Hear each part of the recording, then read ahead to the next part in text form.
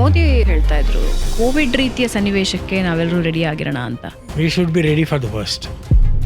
ಈ ನ್ಯೂಕ್ಲಿಯರ್ ಪೆಡಂಭೂತವನ್ನ ಇರಾನಿಗೆ ಕೊಟ್ಟಿದ್ದೇ America. Feel very bad for Israel. ಉಳ್ಕೊಂಡಿರೋದು ಒಂದು 20 ಮಿಸೈಲ್ಗಳು, 15,000 ಜನ ಸೈನಿಕರು ಶಾರ್ಟ್ ಫಾಲ್ ಇದೆ. Strait of Hormuz does it belong to Iran? ನಮಗೆ ಸಿಕ್ಕಿರೋ ಸೋರ್ಸ್ ಅಂದ್ರೆ ಗಯಾನ. ಇಲ್ಲಿ ರಾಮ ಮಂದಿರ ಆಯ್ತು, ಅಲ್ಲೂ ರಾಮ ಮಂದಿರ ಕೊಟ್ಟಿದ್ರು. ಕೆಲವೇ ವರ್ಷಗಳ ಹಿಂದೆ ಮಾಲ್ಡೀವ್ ಸ್ಥಿತಿ ಏನಿತ್ತು, ಶ್ರೀಲಂಕಾ, ಬಾಂಗ್ಲಾದೇಶ್, ಹಿಂದೂಗಳ ಕಗ್ಗೊಲೆ ನಡೀತಾ ಇತ್ತು. ಅವರಿಗೆಲ್ಲ ನಾವು ಸಹಾಯ ಮಾಡ್ತಾ ಇದ್ದೀವಿ. Having India as a neighbour, what is the value? Nuclear can be use for peaceful purpose. ಎಲ್ಲ ಬಾಂಬ್ ತಯಾರಿ ಮಾಡೋಕೆ ಶುರು ಮಾಡಿದ ಸದ್ದಾಂ ಹುಸೇನ್ ಇನ್ನು ಅವಾಗ ಜೀವಂತವಾಗಿದ್ದ, ಎಲ್ಲ ಕಡೆ ಹೇಳ್ಕೊಳಕ್ ಶುರು ಮಾಡಿದ, ನಾವು ಅಣು ಬಾಂಬ್ ತಯಾರಿ ಮಾಡ್ತಾ ಇದೀವಿ. ಈ ಗುಳ್ಳೆನರಿ ಪಾಕಿಸ್ತಾನ ಇದೆಯಲ್ಲ, ಈಗ ನಾವು ಸಂಧಾನ ಮಾಡೋಕ್ಕೆ ತಯಾರಾಗಿದ್ದೀವಿ. ಅದೇ ಟೈಮಲ್ಲಿ Trump called up Modi, which is very special. ಭಾರತದ ನಿಜವಾದ ಮಿತ್ರರು ಯಾರು ಸರ್? ಇರಾನ್ ಮುಂದಿನ ದಿನಗಳಲ್ಲಿ ಸೂಪರ್ ಪವರ್ ಆಗುತ್ತಾ ಸರ್? ಈ ಯುದ್ಧದ ಸನ್ನಿವೇಶದಿಂದ ಸಿಲಿಕಾನ್ ವ್ಯಾಲಿ ಆದ ಬೆಂಗಳೂರಿನಂತಹ ನಗರಗಳಿಗೆ ಇಫೆಕ್ಟ್ ಆಗುತ್ತಾ? ಸಿಲಿಕಾನ್ ವ್ಯಾಲಿ ಪರ್ಟಿಕ್ಯುಲರ್ ಆಗಿ ನೀವು ಹೇಳಿದ್ರಿಂದ ದ ಪೀಪಲ್.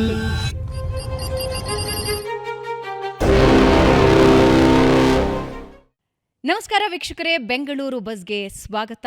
ನಾನು ಭಾವನಾ ನಾಗಯ್ಯ. ಇಸ್ರೇಲ್, ಇರಾನ್ ಮತ್ತು ಅಮೇರಿಕಾ, ಇದರಲ್ಲಿ ಗೆಲ್ತಿರೋರು ಯಾರು, ಸೋಲ್ತಿರೋರು ಯಾರು, ಸದ್ಯಕ್ಕೆ ಯಾವುದಕ್ಕೂ ಉತ್ತರ ಇಲ್ಲ. ಆದರೆ ಒಂದಂತೂ ಹೌದು, ಅಮೇರಿಕಾ ತನ್ನನ್ನು ತಾನು ಏನು ಅಂದುಕೊಂಡಿತ್ತು, ಇಡೀ ವಿಶ್ವನ ತಾನು ಏನು ಅಂದುಕೊಂಡಿತ್ತು, ಅದೆಲ್ಲ ಉಲ್ಟಾ ಹೊಡಿತಾ ಇದೆ. ಆದರೆ ಈ ಯುದ್ಧದಿಂದ ಆಗೋ ಪರಿಣಾಮಗಳೇನು, ಪ್ರೆಸೆಂಟ್ ಸಿಚುವೇಶನ್ ಹೇಗಿದೆ, ಎಕ್ಸ್ಪರ್ಟ್ಸ್ ಕೂತು ಮಾತಾಡಿದ್ರೆ ಆ ವಿಷಯಕ್ಕೆ ಒಂದಷ್ಟು ತೂಕ ಬರುತ್ತೆ. ಹಾಗಾಗಿ ಈ ಬಾರಿಯ ಬೆಂಗಳೂರು ಬಜ್ ಪಾಡ್ಕಾಸ್ಟ್ನಲ್ಲಿ ಒಬ್ಬ ಎಕ್ಸ್ಪರ್ಟ್, ಗಣ್ಯ ಅತಿಥಿ ನಮ್ಮ ಜೊತೆ ಇದ್ದಾರೆ. ಏರ್ಫೋರ್ಸ್ನಲ್ಲಿ ಸೇವೆ ಸಲ್ಲಿಸಿದ ನಂತರ ವಿಮಾನಯಾನದಲ್ಲೂ ಕೂಡ ಬಹಳಷ್ಟು ವರ್ಷಗಳ ಸೇವೆ ಸಲ್ಲಿಸಿದ್ದಾರೆ. ದಿನ ಬೆಳಗಾದರೆ ನೀವು ಅವರ ಆರ್ಟಿಕಲ್ಸ್ ನೋಡ್ತಾ ಇರ್ತೀರಾ. ಯುದ್ಧ ಮತ್ತು ಸೇನೆಯ ವಿಷಯ ಬಂದಾಗ ಏಷ್ಯಾನೆಟ್ ಸುವರ್ಣ ನ್ಯೂಸ್ ಸದಾ ಅವರನ್ನು ಸಂಪರ್ಕಿಸುತ್ತೆ. ವಿಂಗ್ ಕಮಾಂಡರ್ ಸುದರ್ಶನ್ ಸರ್ ನಮ್ಮ ಜೊತೆ ಇದ್ದಾರೆ. ಸರ್ ನಮಸ್ಕಾರ, ಕಾರ್ಯಕ್ರಮಕ್ಕೆ ಸ್ವಾಗತ. ನಮಸ್ತೆ, ಧನ್ಯವಾದಗಳು ಈ ಕಾರ್ಯಕ್ರಮಕ್ಕೆ ಆಹ್ವಾನಿಸಿ. ನಮಗೆ ಗೌರವ ಸರ್, ನೀವು ನಮ್ಮ ಪಾಡ್ಕಾಸ್ಟಿಗೆ ಬಂದಿದ್ದು ತುಂಬ ಖುಷಿ ಆಯಿತು. ಯೂಶಲಿ ಡಿಬೇಟ್ಸಲ್ಲಿ ಭೇಟಿ ಆಗ್ತಾ ಇರ್ತೀವಿ, ಅಲ್ಲಿ ಒಂದು ಸ್ವಲ್ಪ ಟೈಮ್ ಬೌಂಡ್ ಇರುತ್ತೆ, ಹೆಚ್ಚಿನ ವಿಷಯಗಳು ಸವಿಸ್ತಾರವಾಗಿ ಚರ್ಚೆ ಆಗೋದಿಲ್ಲ. But today we have plenty of time. ಆರಾಮಾಗಿ ಕೂತು ವಿಶ್ವದಲ್ಲಿ ಆಗ್ತಾ ಇರೋ ಎಲ್ಲ ಘಟನೆಗಳನ್ನು ಒಂದು ಸಲ ಮೆಲುಕು ಹಾಕೋಣ. ಸರ್, ಟ್ರಂಪ್ನ ನೋಡಿ ನಗಬೇಕು, ಆತನ ಮೇಲೆ ಸಿಟ್ಟು ಮಾಡ್ಕೋಬೇಕು, ಅಥವಾ ಅಯ್ಯೋ ಪಾಪ ಅಂತ ಆತನ ಮೇಲೆ ದಯೆ ತೋರಿಸ್ಬೇಕು, ಅಯ್ಯೋ ಪಾಪ ಅನ್ನಿಸ್ಬೇಕು, ಅರ್ಥ ಆಗ್ತಿಲ್ಲ ಸರ್. What is happening? ಏನಾಗಿದೆ ಟ್ರಂಪ್ಗೆ? ಈಗ ನೋಡಿ, ಎರಡನೇ ಅವಧಿಯಲ್ಲಿ ಟ್ರಂಪ್ ಮಾಡ್ತಿರೋ ಒಂದು ಅವಘಡಗಳೇನಿದ್ದಾವೆ, ರೈಟ್ ಫ್ರಮ್ ಆಪರೇಷನ್ ಸಿಂಧೂರ್ ನಂತರ ಅಲ್ಲಿವರೆಗೂ ನಾವು ತಾಳ್ಮೆಯಿಂದ ಓಕೆ, ಅವ್ರವ್ರ ದೇಶದವರವರು ಇದು ಮಾಡ್ತಾರೆ ಅಂತೇಳಿ, ಯಾವಾಗ ಆಪರೇಷನ್ ಸಿಂಧೂರ್ ಅದರ ಸೀಸ್ ಫೈರ್ ಮಾಡಿಸಿದ್ದು ನಾನೇ ನಾನೇ ನಾನೇ ಅಂತ ಎಲ್ಲ ಹೇಳ್ಕೊಂಡು ಹೋದು. ಆಮೇಲೆ how many jets were down, 5, 6, 7, 8, 9 ಹಿಂಗೆ ಹೇಳ್ಕೊತ ಹೋದು. So then it was only India and Narendra Modi's leadership that did not pay any heed to them. ಏನಾದರೂ ಮಾಡ್ಕೋ, ಏನಾದರೂ ಹೇಳ್ಕೊಳುತ್ತೆ. ಈ ಅಮೆರಿಕದ ಒಂದು DNA ಆಗಿದೆ. ಈಗ ನೋಡಿ, ನಾವು ಇರಾನಿನ ಒಂದು ನ್ಯೂಕ್ಲಿಯರ್ ವೆಪನ್ ಮಾಡಿಟ್ಕೊಂಡಿದ್ದಾರೆ ಅಥವಾ ಮಾಡೋ ಅವಸರದಲ್ಲಿದ್ದಾರೆ ಅಂತ ಹೇಳ್ತೀವಲ್ಲ, ಈ ನ್ಯೂಕ್ಲಿಯರ್ ಪೆಡಂಭೂತವನ್ನು ಇರಾನಿಗೆ ಕೊಟ್ಟಿದ್ದೇ ಅಮೆರಿಕ. ಇತಿಹಾಸಕ್ಕೆ ಸ್ವಲ್ಪ ಹೋದರೆ, ಈಗ ನೋಡಿ, ಎರಡನೇ ವಿಶ್ವಯುದ್ಧದಲ್ಲಿ ಹಿರೋಶಿಮಾ ನಾಗಸಾಕಿ ಮೇಲೆ ಯಾವಾಗ ಅಮೇರಿಕ ದಾಳಿ ಮಾಡಿ ಲಕ್ಷಾಂತರ ಜೀವಗಳು ಹೋದವು, ಆಮೇಲೆ ಹಲವಾರು ವರ್ಷಗಳವರೆಗೆ ಇದೊಂದು ಭಯ ಜನರಲ್ಲಿ, ಅಣು ಅಂದರೆ ಬಾಂಬ್ ಅಂತಾನೆ ನೆಕ್ಸ್ಟು. ಕರೆಕ್ಟ್. ಸೊ ಹಾಗಾಗಿ ಅಂದಿನ 50ನೇ ದಶಕದ ಒಬ್ಬ ಅಮೆರಿಕನ್ ಪ್ರೆಸಿಡೆಂಟ್ ಈಸನ್ ಹೋವರ್ ಅಂತೇಳಿ, ಈಸನ್ ಹೋವರ್ ಒಂದು ಪ್ಲ್ಯಾನ್ ಮಾಡಿದರು. Let's spread the word across to the world that nuclear can be used for peaceful purpose. You can generate electricity. We can use it for medicine, nuclear medicine. ಅಂತೇಳಿ ಒಂದು 9 ಕಿಟ್ಗಳನ್ನು ready ಮಾಡಿದರು. As A technical demonstration, serious ಆಗಿ ಏನಿಲ್ಲ. ಅದನ್ನು Somalia, Libya, Lebanon, Iran, Iraq ಅವ್ರಿಗೆಲ್ಲ ಹಂಚಿದರು, 9 ದೇಶಗಳು. ಅದರಲ್ಲಿ ಏನಿತ್ತು ಅಂದರೆ, ಒಂದು 5 ಮೆಗಾವಾಟ್ದು ಒಂದು ಸೆಂಟ್ರಿಫ್ಯೂಗ್. ಈ ಯುರೇನಿಯಂ ಎನ್ರಿಚ್ ಹೆಂಗೆ ಮಾಡ್ತಾರೆ ಅಂದರೆ ಆ ಸೆಂಟ್ರಿಫ್ಯೂಗ್ನಲ್ಲಿ ಯುರೇನಿಯಂ ಹಾಕ್ಬಿಟ್ಟು then it revolves at a very high speed. After many days, many weeks, many months, the enriched uranium of the quality 235A ಅಂತ ಕರೀತಾರೆ, it will come to the top. That is ಅದನ್ನು ಸಂಗ್ರಹಿಸಿಬಿಟ್ಟು ಅದು it becomes a weapon grade uranium. Which is ಇವಾಗ ನಾವು ನಮಗಿರೋ ಮಾಹಿತಿ ಪ್ರಕಾರ Iran 60% ಅದರಲ್ಲಿ ಸಕ್ಸಸ್ ಕಂಡಿದೆ. 60 still good number. But you can develop a dirty bomb. ಅದು ಫುಲ್ ಫ್ಲೆಜ್ ಅಣು ಬಾಂಬ್ ಥರ ಹೋಗಲ್ಲ, but it can cause damage. All time bomb ಮೇಲೆ ಕೂತ ಹಾಗೆ. ಅಷ್ಟೇ ಸ್ವಲ್ಪ ಪೀರಿಯಡ್ ಕಡಿಮೆ ಆಗ್ಬೋದು. ಸೊ ಎರಡನೇ ನೆಕ್ಸ್ಟ್ ಪ್ರೆಸಿಡೆಂಟ್ ಬಂದ್ರಲ್ಲ, ಅವರು ಎಂಥ ಇದು ಮಾಡಿದ್ದಾರೆ. 9 ದೇಶಗಳು ಅವರು ಎಂತೆಂಥವ್ರು, ಸೋಮಾಲಿಯಾ, ಲಿಬಿಯಾ ಅವರಿಗೆಲ್ಲ ಕೊಟ್ಟಿದ್ದಾರೆ. Please find out what is happening, ಈಗ ಅದೊಂದು ರಿಪೋರ್ಟ್ ತಗೊಂಬನ್ನಿ ಅಂತ ಹೇಳಿದರು. ಎಲ್ಲ ರಿಪೋರ್ಟ್ ಕಲೆಕ್ಟ್ ಮಾಡಿದ್ಮೇಲೆ ಗೊತ್ತಾಯಿತು ಇವರೆಲ್ಲ ಎಲೆಕ್ಟ್ರಿಸಿಟಿನೂ ಉತ್ಪಾದಿಸಲಿಲ್ಲ, ಮೆಡಿಸಿನ್ಗೂ ಯೂಸ್ ಮಾಡ್ಕೊಳ್ಳಿಲ್ಲ, ಎಲ್ಲ ಬಾಂಬ್ ತಯಾರಿ ಮಾಡೋಕ್ಕೆ ಶುರು ಮಾಡಿದ್ದಾರೆ ಅಂತ ಗೊತ್ತಾಯಿತು. ಆವಾಗ ಎಲ್ಲರಿಂದನೂ ಕಿತ್ಕೊಳ್ಳೋಕೆ ಶುರು ಮಾಡಿದರು. ಕೆಲವರು ವಾಲಂಟಿಯರಾಗಿ ಕೊಟ್ಟರು, ಇನ್ನು ಕೆಲವ್ರ ಮೇಲೆ ದಾಳಿ ಮಾಡಿಕೊಂಡು ಕಿತ್ಕೊಳ್ಳೋದು. ಅದರಲ್ಲಿ Shah of Iran did not give. ಮಾತು ಕೇಳಲಿಲ್ಲ, ಇಲ್ಲ ನಾವು we are already experimenting on so many things, we cannot give ಅಂತೇಳಿ. ಅಷ್ಟೊತ್ತಿಗೆ Shah of Iran and America ಒಳ್ಳೆಯ ಸಂಬಂಧ ಇಟ್ಕೊಂಡಿದ್ರು, ಏನು ಅದರಲ್ಲಿ ತೊಂದರೆ ಇಲ್ಲ. ಸೊ ದೆನ್ ಇವ್ರ ಮೇಲೆ ಯುದ್ಧ ಮಾಡೋದಕ್ಕಿಂತ ವಿ ವಿಲ್ ರೆಜಿಮ್ ಚೇಂಜ್ ಮಾಡಿಬಿಡೋಣ ಅಂತೇಳಿ ಇಂಗ್ಲೆಂಡಿಗೆ ಮೆಸೇಜ್ ಕೊಟ್ಟರು. ಇಂಗ್ಲೆಂಡ್ನಲ್ಲಿ MI6 ನಮ್ಮ CIA ಏನಿದೆ ಅಮೇರಿಕಾದ್ದು, ನಮ್ಮದು ರಾ ಏನಿದೆ RNDW, ಆ ಥರ ಒಂದು ಗೂಢಾಚಾರಿ ಸಂಸ್ಥೆ MI6 ಅಂತೇಳಿ. ಆ MI6ಅಲ್ಲಿ ಒಬ್ಬ ಗೂಢಾಚಾರಿ ಇದ್ದ, ಅವನ ಹೆಸರು ರಹುಲ್ಲಾ ಖೊಮೇನಿ. ಅವಾಗಿನ್ನೂ ಆಯತುಲ್ಲಾ ಆಗಿರಲಿಲ್ಲ. ಆಯತುಲ್ಲಾ ಸರ್ನೇಮ್ ಅಲ್ಲ, ಅದು ಆಯತುಲ್ಲಾ ಒಂದು ಪದವಿ. ಡಬಲ್ PhD ಇನ್ ಇಸ್ಲಾಮಿಕ್ ಸ್ಟಡೀಸ್ ಮಾಡಿದರೆ ಆ ಒಂದು ಪದವಿ, ಅಂದರೆ ಭಾಳ ಶ್ರೇಷ್ಠ ಇಸ್ಲಾಮಿಕ್ ಗುರು ಅಂತ ಹೇಳ್ತಾರಲ್ಲ, ಆವಾಗ ಈ ಬಿಕೆಮೆ ಆಯತುಲ್ಲಾ. ಆ್ಯಂಡ್ ಅವನು ತಂದು ಕೂರಿಸಿದ್ರು ರುಹುಲ್ಲಾ ಖೊಮೇನಿ. ನಾವು ಬಿಕೇಮ್ ಆಯತುಲ್ಲಾ ಖೊಮೇನಿ. ದೆನ್ ಈ brought revolution, so called revolution. ಅಂದರೆ ಶಾ ಆಫ್ ಇರಾನ್ ಇದ್ದಾಗ it was like any other free country Iran. But ಯಾವಾಗ ಇವನು ರ್ಯಾಡಿಕಲಿಸಮ್ ಶುರು ಮಾಡಿದ್ನಲ್ಲ, so it entirely change its, ಅದ್ರ ರೂಪನೇ ಬದಲಾಯಿತು. ಸೊ ಆ ಸಪೋರ್ಟ್ ಇದ್ದಿದ್ರಿಂದಾನೇನಾ ರುಹುಲ್ಲಾ ಖೊಮೇನಿನ ಗಡಿಪಾರ್ ಮಾಡಿದ್ರು, ಮತ್ತೆ ಇರಾಕ್ಗೆ ಹೋಗಿದ್ರು, ಅಲ್ಲಿಂದ ಫ್ರಾನ್ಸ್ಗೆ ಹೋಗಿದ್ರು, ಹಾಗಾಗಿ ಹಿ ವಾಸ್ ಸೇಫ್. ಹಾಂ, okay. So then finally he was brought back and ಇದೆಲ್ಲ ಆಯಿತು. ಅಷ್ಟೊತ್ತಿಗೆ ಇರಾನಿನ ಒಂದು ಏನು ಝೊರಾಸ್ಟ್ರಿಯನ್ DNA ಇತ್ತಲ್ಲ, ಅದೇ ಚೇಂಜ್ ಆಗಿಬಿಡ್ತು. Everybody is become radicalized, most of them. So ಹಾಗಾಗಿ ಇವರು ಅಮೇರಿಕಕ್ಕೆ ಒಂದು ಗುಮಾನಿ ಬಂತು, ನಾವೇನು ಕೊಟ್ಟಿದ್ವಲ್ಲ ಅದ್ರ ಇದನ್ನೇ ಉಪಯೋಗಿಸ್ಕೊಂಡು ಇವರು ನ್ಯೂಕ್ಲಿಯರ್ ಬಾಂಬ್ ತಯಾರು ಮಾಡ್ತಿದ್ದಾರೆ ಅಂತ ಹೇಳಿ ಇನ್ 1979 ಸಮ್ವೇರ್ ಸ್ಯಾಂಕ್ಷನ್ ಹಾಕ್ಬಿಟ್ರು. ಸ್ಯಾಂಕ್ಷನ್ ಅಂದರೆ you cannot trade with Iran. But sir, when ಖೊಮೇನಿನ ಇನ್ ಕೇಸ್ UK ಮತ್ತು USA ರೆಜಿಮ್ ಚೇಂಜ್ ಮಾಡೋದಕ್ಕೆ ಇನ್ಪ್ಲಾಂಟ್ ಮಾಡಿದರೆ, ಸಡನ್ಲಿ ಯಾಕೆ ಖೊಮೇನಿನ ಕಂಡ್ರೆ ಉರಿದು ಬೀಳೋಕೆ ಶುರು ಆದರು? ಯಾಕೆ ನಿರ್ಬಂಧಗಳು? ಯಾಕಂದರೆ ಖೊಮೇನಿ ನಾವು ಕ್ರಾಸ್ ಹಿಸ್ ಲಿಮಿಟ್. ಬಂದ್ಬಿಟ್ಟ, ಥ್ಯಾಂಕ್ ಯು ಅಂತ ಹೇಳು ಇಲ್ಲ ಅವರಿಗೆ. ಓಕೆ, ನಾವು I will run Iran as per ಶರಿಯಾ ಕಾನೂನು. ಶರಿಯಾ ಅಂದರೆ ಏನು? ಅದೇ ladies should not be given education, ladies should not be exposed, they should be fully covered, hair should be. ಶರಿಯಾದಲ್ಲಿ ಏನೇನು ಬರ್ತಿರುತ್ತೋ ಅದನ್ನೆಲ್ಲ ಇಂಪ್ಲಿಮೆಂಟ್ ಮಾಡ್ದ. ಬಟ್ ಈ ಸ್ಯಾಂಕ್ಷನ್ ಆದಮೇಲೆ ಒಳಗಡೆ ಏನಾಗ್ತಿದೆ ಅಂತ ಪ್ರಪಂಚಕ್ಕೆ ಗೊತ್ತಾಗಲಿಲ್ಲ.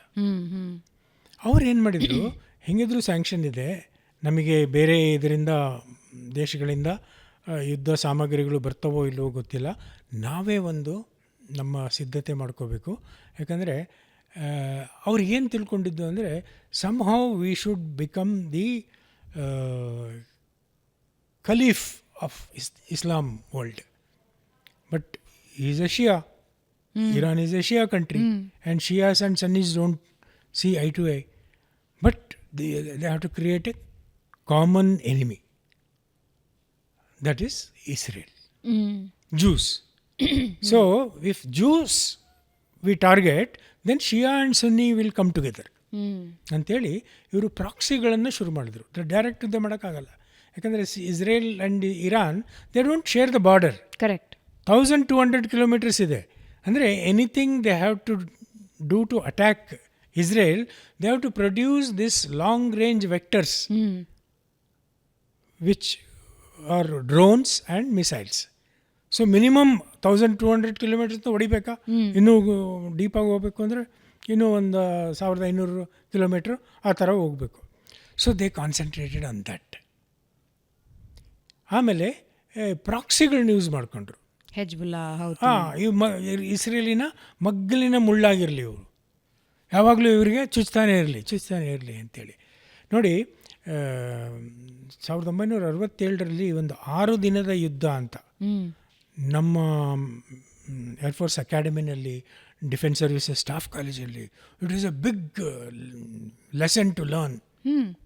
6 ದಿನದಲ್ಲಿ ಇಸ್ರೇಲ್, ನಾನು ಹೇಳಿದ್ನಲ್ಲ ಅದು 1/3 ಆಫ್ ಕರ್ನಾಟಕ ಇತ್ತು ಅಂತ, they increase their territory by 3 times. 3 times? In 6 days. Within 6 days. ಹಾಂ. ಈಜಿಪ್ಟಿಂದ ಸೆನಾಯ್ ಡೆಸರ್ಟ್ ತೊಗೊಂಡ್ರು, ಸೆನಾಯ್ ಮರುಭೂಮಿ ತೊಗೊಂಡ್ರು, ಗಾಜಾ ಕಂಪ್ಲೀಟಾಗಿ ಅವರೇ ತೊಗೊಂಡ್ರು, ವೆಸ್ಟ್ ಬ್ಯಾಂಕ್ ತೊಗೊಂಡ್ರು. ಆಮೇಲೆ ಜೋರ್ಡಾನಿನ ಈ ಹುಸೇನಿ ಸುಲ್ತಾನ್ ಇದ್ದಲ್ಲ, ಅವನ ದಡ್ಡತನದಿಂದ ಜೆರುಸಲೇಮು ಅವ್ರಿಗೆ ತೆಕ್ಕೆಗೆ ಬಂದ್ಬಿಡ್ತು. ಆಮೇಲೆ ಬೈ 2000 ಒಂದಿಷ್ಟು ಒತ್ತಡ ಬರೋಕ್ಕೆ ಶುರುವಾಯಿತು ಅಮೇರಿಕದಿಂದ. ಕೊಟ್ಬಿಡಿ ಅವರಿಗೆ ಒಂದಿಷ್ಟು ಜಾಗ ಕೊಟ್ಬಿಡಿ, ಅವರವ್ರು ನೋಡ್ಕೊಳ್ತಾರೆ ಅಂತೇಳಿ ಗಾಜಾ ಬಿಟ್ಕೊಟ್ರು. It was a biggest disaster. Netanyahu was a minister in that Ariel Sharon ಅಂತೇಳಿ ಅವರ ಪ್ರೈಮ್ ಮಿನಿಸ್ಟರ್ ಇದ್ರಲ್ಲ, he said I cannot accept this. ಅವ್ರಿಗೆ ಬಿಟ್ಕೊಟ್ಬಿಟ್ರೆ ಮುಗೀತು, ಅವ್ರು ಬಂದು ಯಾವಾಗ ಬೇಕಾದರೂ ದಾಳಿ ಮಾಡ್ತಾರೆ ಅಂತ. They proved it true on 7th October 3 years back.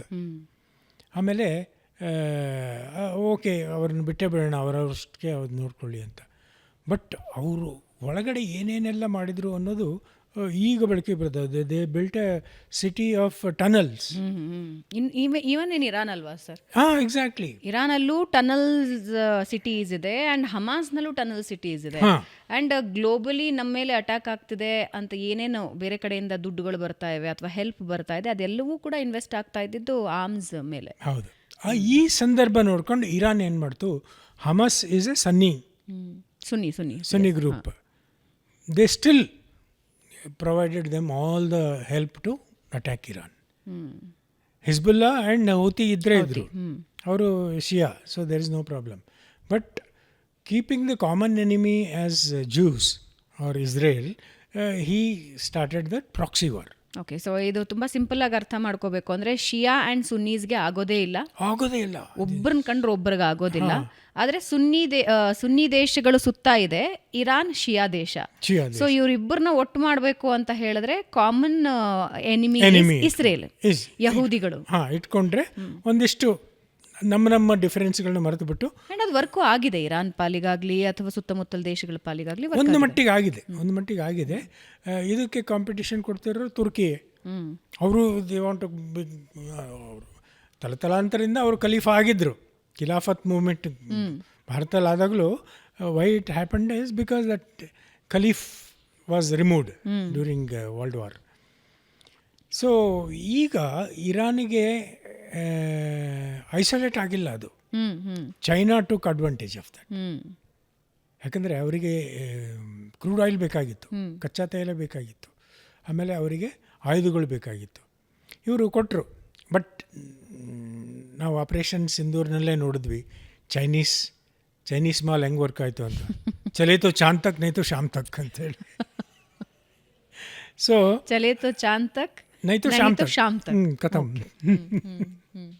So ಇವರು ಏನು ಕೊಟ್ಟರು, ಚೈನೀಸ್ ವಾರ್ ಮಷಿನರಿ, ಅದಕ್ಕೆ ಆಯಿಲ್ ತೊಗೊಂಡ್ರು. It was like almost 50% of discount. So it suited them, it suited both. ಇರಾನ್ಗೂ ಸರಿ, ನಮ್ಮ ಹತ್ರ ಅಲ್ಲಿ ಕಾಮನ್ ಎನಿಮಿ ಬಂದು US. ಹಾಂ, ಯಾಕಂದರೆ ಇವರಿಗೆ ಲಾಂಗ್ ರೇಂಜ್ ವೆಕ್ಟರ್ಸ್ ಅಂತ ಹೇಳಿದ್ನಲ್ಲ, ಅವು ಅವಶ್ಯಕವಾಗಿ ಬೇಕಾಗಿತ್ತು. ಸೊ ಚೈನಾ ಮತ್ತು ರಷ್ಯಾ ಆಲ್ಸೋ ಜಾಯಿಂಟ್ ಹ್ಯಾಂಡ್. ಅಷ್ಟು ಆ್ಯಕ್ಟಿವ್ ಆಗಲ್ಲ, ಚೈನಾದಷ್ಟು ಆ್ಯಕ್ಟಿವ್ ಆಗಲ್ಲ, ಯಾಕಂದರೆ they are biggest exporters of oil. ಅವ್ರಿಗೆ ಆಯಿಲ್ ಏನು ಬೇಕಾಗಿರಲಿಲ್ಲ, ಬಟ್ ದೇ ನೀಡ್ ಶತ್ರು ಮಿತ್ರ. ಹಾಂ, ಅದೇ ಫಿಲಾಸಫಿ. ಬಟ್ ಈ ಎಲ್ಲ ದೇಶಗಳಿಗೂ ಏನು ಆ್ಯಕ್ಟಿವ್ ಪ್ರಿನ್ಸಿಪಲ್ ಅಂದರೆ oil and the control of that oil. Sir, Iran ಈ ಆಯಿಲ್ ನಿಕ್ಷೇಪಗಳೇನು ಕಂಡು ಬಂದವು ಅಥವಾ ಪತ್ತೆ ಆದವು, ಆಗ ತೆಗೆದುಕೊಂಡಿದ್ದು ಒಂದು ನಿರ್ಧಾರ ಇವತ್ತಿನ ಇರಾನ್ ಪರಿಸ್ಥಿತಿಗೆ ಕಾರಣ ಆಯಿತಾ? ಅಂದರೆ ಇವಾಗ UK ಒಬ್ಬ ವ್ಯಾಪಾರಿಗೆ ಅವ್ರ ಜೊತೆ ಒಂದು ಒಪ್ಪಂದ ಮಾಡ್ಕೊಂಡ್ಬಿಟ್ರು. ಅದೇ ಇವರೇ ಆಗಲಿಂದಾನೇ ತಾವೇ ವ್ಯಾಪಾರದಲ್ಲಿ ಇಳಿದಿದ್ದರೆ ಬಹುಶಃ ಇರಾನ್ ಇವತ್ತು ಈ ಪರಿಸ್ಥಿತಿ ನೋಡೋಕ್ಕಾಗ್ತಿರ್ಲಿಲ್ವೇನೋ. ಬೇರೆ ದೇಶಗಳು ಮಾಡ್ಕೊಂಡು ಬುದ್ಧಿವಂತಿಕೆ ಇರಾನ್ ಮಾಡ್ಕೊಳ್ಳಿಲ್ಲ ಆಗ. ಹಾಂ, ಯಾಕಂದರೆ ಅಷ್ಟೊತ್ತಿಗೆ ಈಗಾಗಲೇ ಅವರ ಒಂದು ನಡವಳಿಕೆಯಿಂದ, ಅವರ ಒಂದು ಐಡಿಯಾಲಜಿಯಿಂದ, ಅವರ ರ್ಯಾಡಿಕಲೈಸ್ಡ್ ಮೈಂಡ್ಸೆಟ್ಟಿಂದ ಐಸೋಲೇಟ್ ಆಗಿಬಿಟ್ಟಿತ್ತು even among the Muslim nations. ಅವರೇನೇ 52 ಮುಸ್ಲಿಂ ನೇಷನ್ ಇದ್ದಾವೆ, ನಾವೆಲ್ಲ ಒಂದು ಅಂತ ಹೇಳ್ಕೊಳ್ತಾರೆ, ಉಮ್ಮಾ ಅಂತ ಕರೀತಾರೆ. Ummah is collection of all Islam. So ಅದು ವರ್ಕೌಟ್ ಆಗಲಿಲ್ಲ. ಅಷ್ಟೊತ್ತಿಗೆ ಅಮೆರಿಕದ ಸ್ಯಾಂಕ್ಷನ್ನು ಬಂದಮೇಲೆ ಯಾರು ಯಾಕೆ ಸುಮ್ಮನೆ ಅಮೆರಿಕದ ಹಾಗೆತನ ಕಟ್ಕೋಬೇಕು ಅಂತೇಳಿ. ಆಮೇಲೆ ಇವರು ನೋಡಿ, ಈ ಕುತಂತ್ರಿ ಅಮೆರಿಕ ಏನು ಮಾಡ್ತು, ಈ UAE, Saudi Arabia, Bahrain, Kuwait ಅವರಿಗೆಲ್ಲ ಹೇಳಿದರು, ನಾವು ನಿಮಗೆ ರಕ್ಷಣಾ ಕೊಡ್ತೀವಿ, ನೀವು ರಕ್ಷಣಾ ವೆಚ್ಚ ಏನು ಮಾಡಬಾರ್ದು, you trade oil in dollars, correct, petro dollars. So ಆವಾಗ America, because the demand for dollar was so much, they printed ಹಗಲು ರಾತ್ರಿ ಪ್ರಿಂಟ್ ಮಾಡಿ ದೇಶಗಳಿಗೆಲ್ಲ ಹಂಚಿಬಿಟ್ರು. ನಮಗೂ ನಿರ್ವಾಹಕಿಲ್ಲ, ನಾವು ತಗೋಬೇಕು ಪೆಟ್ರೋ ಡಾಲರ್. ಈಗ ಟ್ರಂಪ್ಗೆ ಯಾಕೆ ಇಷ್ಟು ಇದು ಆಗ್ತಿದ್ದಾನೆ ಸೆಕೆಂಡ್ ಟರ್ಮಲ್ಲಿ, he is very afraid of BRICS. Iran is also member of the BRICS currency to neutralise petro dollar ಅಂತ ಮಾತುಕತೆ ನಡೀತಾ ಇದೆ. ಅದೆಷ್ಟು ಸೀರಿಯಸ್ ಆಗಿ ನಡೀತಾ ಇದೆಯೋ ಗೊತ್ತಿಲ್ಲ. ಈಗ ನೋಡಿ, ಹಾರ್ಮೋಸ್ ಜಲಸಂಧಿ ಭಾರತಕ್ಕೇನೋ ಒಂದಿಷ್ಟು ಕನ್ಸೆಷನ್ ತೋರಿಸಿ ಒಂದೊಂದೇ ಬಿಡ್ತಾ ಇದ್ದಾರೆ.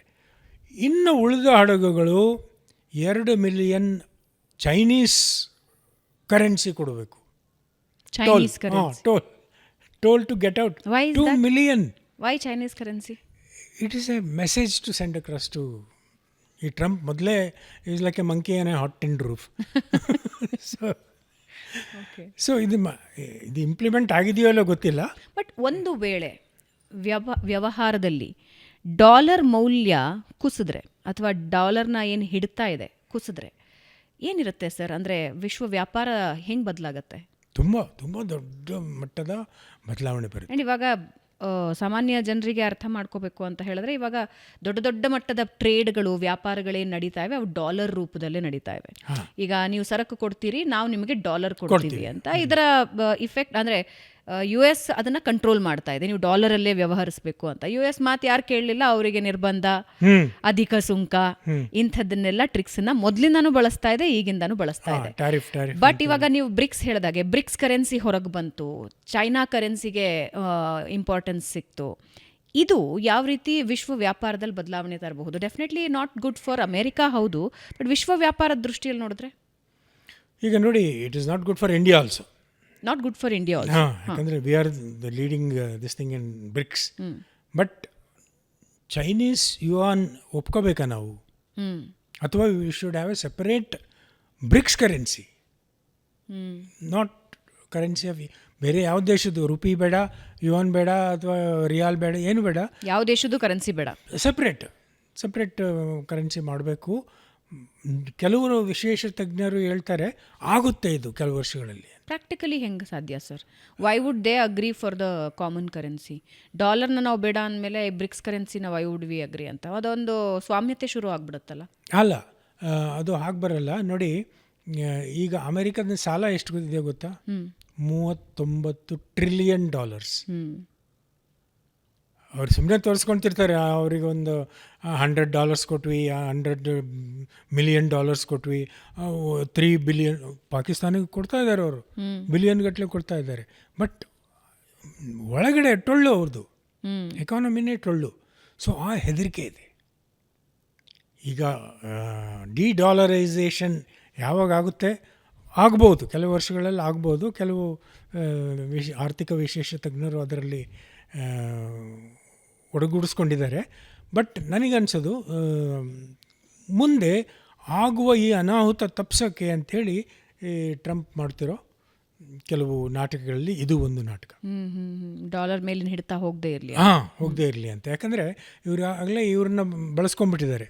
UAE, Saudi, Qatar, Kuwait, Bahrain. So ಇವರ ಹಿಡ್ತನ ಇಟ್ಕೊಂಡೇ ಇರಬೇಕು. ಬಟ್ ಇರ್ತಾರೋ ಇಲ್ವೋ ಗೊತ್ತಿಲ್ಲ. ಈಗಿನ ಪರಿಸ್ಥಿತಿ ನೋಡಿದರೆ they may have Arab NATO. ಗೊತ್ತಾಯ್ತಲ್ಲ, ಟ್ರಂಪ್ ನಿಮಗೆ ರಕ್ಷಣೆ ಕೊಡ್ತೀನಿ ಅಂದು 20 ವರ್ಷ ಆಯಿತು. ಬಟ್ ಬಾಂಬ್ ಹಾಕಿದಾಗ ಏನೂ ರಕ್ಷಣೆ ಇಲ್ಲ. Instead they are only killing the American planes. So friendly fight, friendly fire, friendly fire. So ಅವರು ದುಡ್ಡಿದೆ ಅವ್ರ ಹತ್ರ. They are rich people, rich. So if they have the resolve to break away from US, not just Trump, just break away from US, have our own NATO style cooperation. Sir, future of US ಹೆಂಗೆ ನೋಡ್ತೀರಿ? ನಾ 2 ಉದಾಹರಣೆಗಳನ್ನು ನಿಮಗೆ ಕೊಡ್ತಾ ಇದ್ದೀನಿ. ಒಂದು, Indiana control ಮಾಡೋ ಪ್ರಯತ್ನ ಆಗಿತ್ತು, ಸುಂಕಗಳನ್ನು ಜಾಸ್ತಿ ಹಾಕಿ, ಬಟ್ ಇಟ್ ಡಿಂಟ್ ವರ್ಕ್.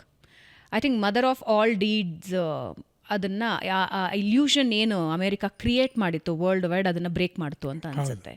ಇನ್ನೊಂದು, ವೆನೆಜುವೆಲಾಗೆ ಏನು ಮಾಡಿದೆ ನಾನು ಅದನ್ನೇ ಇರಾನ್ಗೂ ಮಾಡ್ತೀನಿ ಅನ್ನೋ ಪ್ರಯತ್ನ ಪಟ್ಟರು. ಅಟ್ ದ ಸೇಮ್ ಟೈಮ್ ಮೊಸಾದಿಕ್ನ ತೆಗೆದುಬಿಟ್ಟು ಮತ್ತೆ ಆಡಳಿತ ತಂದಿದ್ರು ಆಗ ಇರಾನ್ನಲ್ಲಿ. ಅದೇ ರೀತಿ ರೆಜ್ಯೂಮ್ ಚೇಂಜ್ ಮಾಡ್ತೀನಿ, I can do anything anywhere ಅನ್ನೋದನ್ನು ಪ್ರಯತ್ನ ಪಟ್ಟಿದ್ರು. ಬಟ್ ಇದರಿಂದ ಲೂಸರ್ ಯಾರು, ಗೇನ್ ಮಾಡ್ಕೊಂಡಿದ್ಯಾರು ಸರ್? ಅಕಾರ್ಡಿಂಗ್ ಟು ಮೀ, ನನಗನ್ಸಿದ್ದು ಅಮೇರಿಕಾದ ಏನೆಲ್ಲ ದೌರ್ಬಲ್ಯಗಳಿದೆಯಲ್ಲ ಎಲ್ಲವೂ ಎಕ್ಸ್ಪೋಸ್ ಆಗ್ಬಿಟ್ಟು ಈ 1 ವರ್ಷದಲ್ಲಿ ಅಂತ. ಪೂರ್ತಿ ದೌರ್ಬಲ್ಯಗಳು. ಒಂದು, ವ್ಯಾಪಾರದಲ್ಲಿ. ಆಮೇಲೆ ನಾನು ಸ್ಯಾಂಕ್ಷನ್ ಹಾಕ್ತೀನಿ, ಇರಾನ್ ಮೇಲೆ ಸ್ಯಾಂಕ್ಷನ್ ಹಾಕಿ ಅವರನ್ನು ಎಷ್ಟು ಪ್ರಬಲ ಮಾಡಿಬಿಟ್ರು US-ನವರು ಅಂತ ಹೇಳಿದ್ರೆ, ಟುಡೇ ದೇ ಆರ್ ಸೇಯಿಂಗ್ ನಿಮ್ಮ ಇದು ಏನೋ ಫ್ಲೈಟ್ಸ್ ಹೊಡೆದಾಕಿದ್ದೀವಿ, ಅದ್ರ ಬಗ್ಗೆ ಮಾತಾಡಿ. ನೀವು ಅಂದುಕೊಂಡಷ್ಟು ಬಲಶಾಲಿ ಆಗಿದ್ದಿದ್ರೆ ಇಷ್ಟು ಹೊತ್ತಿಗೆ ನೀವು ಗೆದ್ದಿರಬೇಕಾಗಿತ್ತು, ನೀವು ಸೀಸ್ ಫೈರ್ಗೆ ಹೇಳ್ತಿರ್ಲಿಲ್ಲ ಅಂತ ಡೈರೆಕ್ಟ್ ಹೇಳಿಕೆಗಳನ್ನು ಕೊಡ್ತಾ ಇದ್ದಾರೆ. ಒಂದು, ಇರಾನ್ ಎಷ್ಟು ಸ್ಟ್ರಾಂಗ್ ಆಗಿದೆ ಅನ್ನೋದು ಇಡೀ ಪ್ರಪಂಚಕ್ಕೆ ಗೊತ್ತಾಯಿತು, US ಎಷ್ಟು ವೀಕ್ ಆಗಿದೆ ಅನ್ನೋದು ಇಡೀ ಪ್ರಪಂಚಕ್ಕೆ ಗೊತ್ತಾಯಿತು ಅನ್ಸುತ್ತೆ. ಎಸ್ಪೆಷಲಿ ಈ ಒಂದು ಯುದ್ಧ ಏನು ನಡೀತಾ ಇದೆ, ಎಪಿಕ್ ಫ್ಯೂರಿ ಅಂತೇಳಿ, it is EPIC burden on US and EPIC blunder. It is N EPIC blunder. ನೋಡಿ, ನಾವು ಕೆಡೆಟ್ ಇದ್ದಾಗಲೂ ನಮ್ಮದೊಂದು ವಾರ್ ಸ್ಟಡೀಸ್ ಅಂತ ಒಂದು ದಪ್ಪನ ಬುಕ್ಸ್. ಫಸ್ಟ್ ಚಾಪ್ಟರ್ ಅಂದರೆ selection and maintenance of aim. ಯುದ್ಧಕ್ಕೆ ಒಂದು ನಿರ್ದಿಷ್ಟವಾದ ಉದ್ದೇಶ ಇರಬೇಕು. It cost money, it cost resources, more importantly it cost lives. Correct. ಅಷ್ಟೆಲ್ಲ ಮಾಡಬೇಕಾದ್ರೆ ಈಗ ನೋಡಿ, operation Sindoor it didn't happen overnight. Correct, right. From April 22 afternoon onwards ಸತತವಾಗಿ ಮೀಟಿಂಗುಗಳು ನಡೆದು, ಡೆಲಿಬರೇಷನ್ ನಡೆದು, ಎಲ್ಲ ಏನೇನು ಮಾಡಬೇಕು ಪ್ಲ್ಯಾನ್ಗಳು ನಡೆದು, ಆಮೇಲೆ ಎಲ್ಲ ಪ್ಲ್ಯಾನ್ಗಳನ್ನ ಇಂಪ್ಲಿಮೆಂಟ್ ಮಾಡೋಕ್ಕೆ ಸಂಪೂರ್ಣವಾಗಿ ಫೀಲ್ಡ್ ಕಮಾಂಡರ್ಸ್ಗಳಿಗೆ ಸ್ವಾತಂತ್ರ್ಯ ಕೊಟ್ಟರು. ನೀವು ದಿಸ್ ಈಸ್ ದ ಏಮ್. ಅವರು ಏನು ಹೇಳಿದರು ಡೈರೆಕ್ಟಾಗಿ ಅಂತ ನಮಗೆ ಗೊತ್ತಿಲ್ಲ, ಬಟ್ ಅವರು ಸ್ಪಷ್ಟವಾಗಿ ಹೇಳಿದ್ದಾರೆ, this is the aim of the war. ಒಂದು, ಟೆರರಿಸ್ಟ್ ಹೈಡೌಟ್ನ ನಿರ್ನಾಮ ಮಾಡಬೇಕು. ಇನ್ನು ಎಸ್ಕಲೇಟ್ ಆದರೆ ಅವರ ಏರ್ಬೇಸ್ಗಳನ್ನ ನಿರ್ನಾಮ ಮಾಡಬೇಕು. ಆಮೇಲೆ ಜಾಸ್ತಿ ಪ್ರೊಲಾಂಗ್ ಮಾಡಬಾರ್ದು, ಎಳಿಬಾರ್ದು. ಈ ಥರ ಒಂದಿಷ್ಟು ಭಾಳ ಸ್ಪಷ್ಟವಾಗಿ ರಾಜಕೀಯ ನಾಯಕತ್ವ ನಿರ್ದೇಶನ ಕೊಟ್ಟ ಮೇಲೆ then it was left the armed forces how to plan, how to go about ಅಂತ. ಆ ಥರ ಅಮೇರಿಕಾದಲ್ಲಿ ಆಯ್ತಾ? What was the aim sir? That is the thing, there was no aim. ಅವ್ರು ಹೇಳ್ಕೊಳೋಕ್ಕೆ, ಒಂದು, we will take over the nuclear asset, ಇನ್ನೊಂದು, we will do regime change, ಇನ್ನೊಂದು, ಇದರ ಈ ಒಂದು ಅಸ್ಪಷ್ಟವಾದ ಏನೇನು ಏಮ್ ಆಫ್ ದ ವಾರ್ ಇತ್ತಲ್ಲ, basically it meant to take over the oil. ಯಾವಾಗ ವೆನಿಜುಲಾದ ಒಂದು success as for them it's a success. ರಾತ್ರೋರಾತ್ರಿ ಪಾಪ ಅವನು ಅವರ ಶ್ರೀಮತಿಯವ್ರನ್ನ ಎತ್ಕೊಂಡು ಹೋಗಿ in any case Venezuela was A very badly governed. ಅಂಥ ಶ್ರೀಮಂತ ದೇಶ ಈ ಉಚಿತ ಗ್ಯಾರಂಟಿ ಕೊಟ್ಟು ಆ ಜನಗಳು ಸೋಮಾರಿಗಳಾಗ್ಬಿಟ್ಟು ಒಂದು ಲಾಫ್ ಬ್ರೆಡ್ಡಿಗೆ ₹1,000 ಕೊಡಬೇಕು ಅವ್ರ ಕರೆನ್ಸಿ. ಆ ಥರ ಸಿಚುಯೇಷನ್ ಬಂದಾಗ it was easy for Trump use special operation force and lift him and bring it back. Correct me if I am wrong sir. ಯು ಎಸ್ದು ಏಮ್ ಇದ್ದಿದ್ದು 3.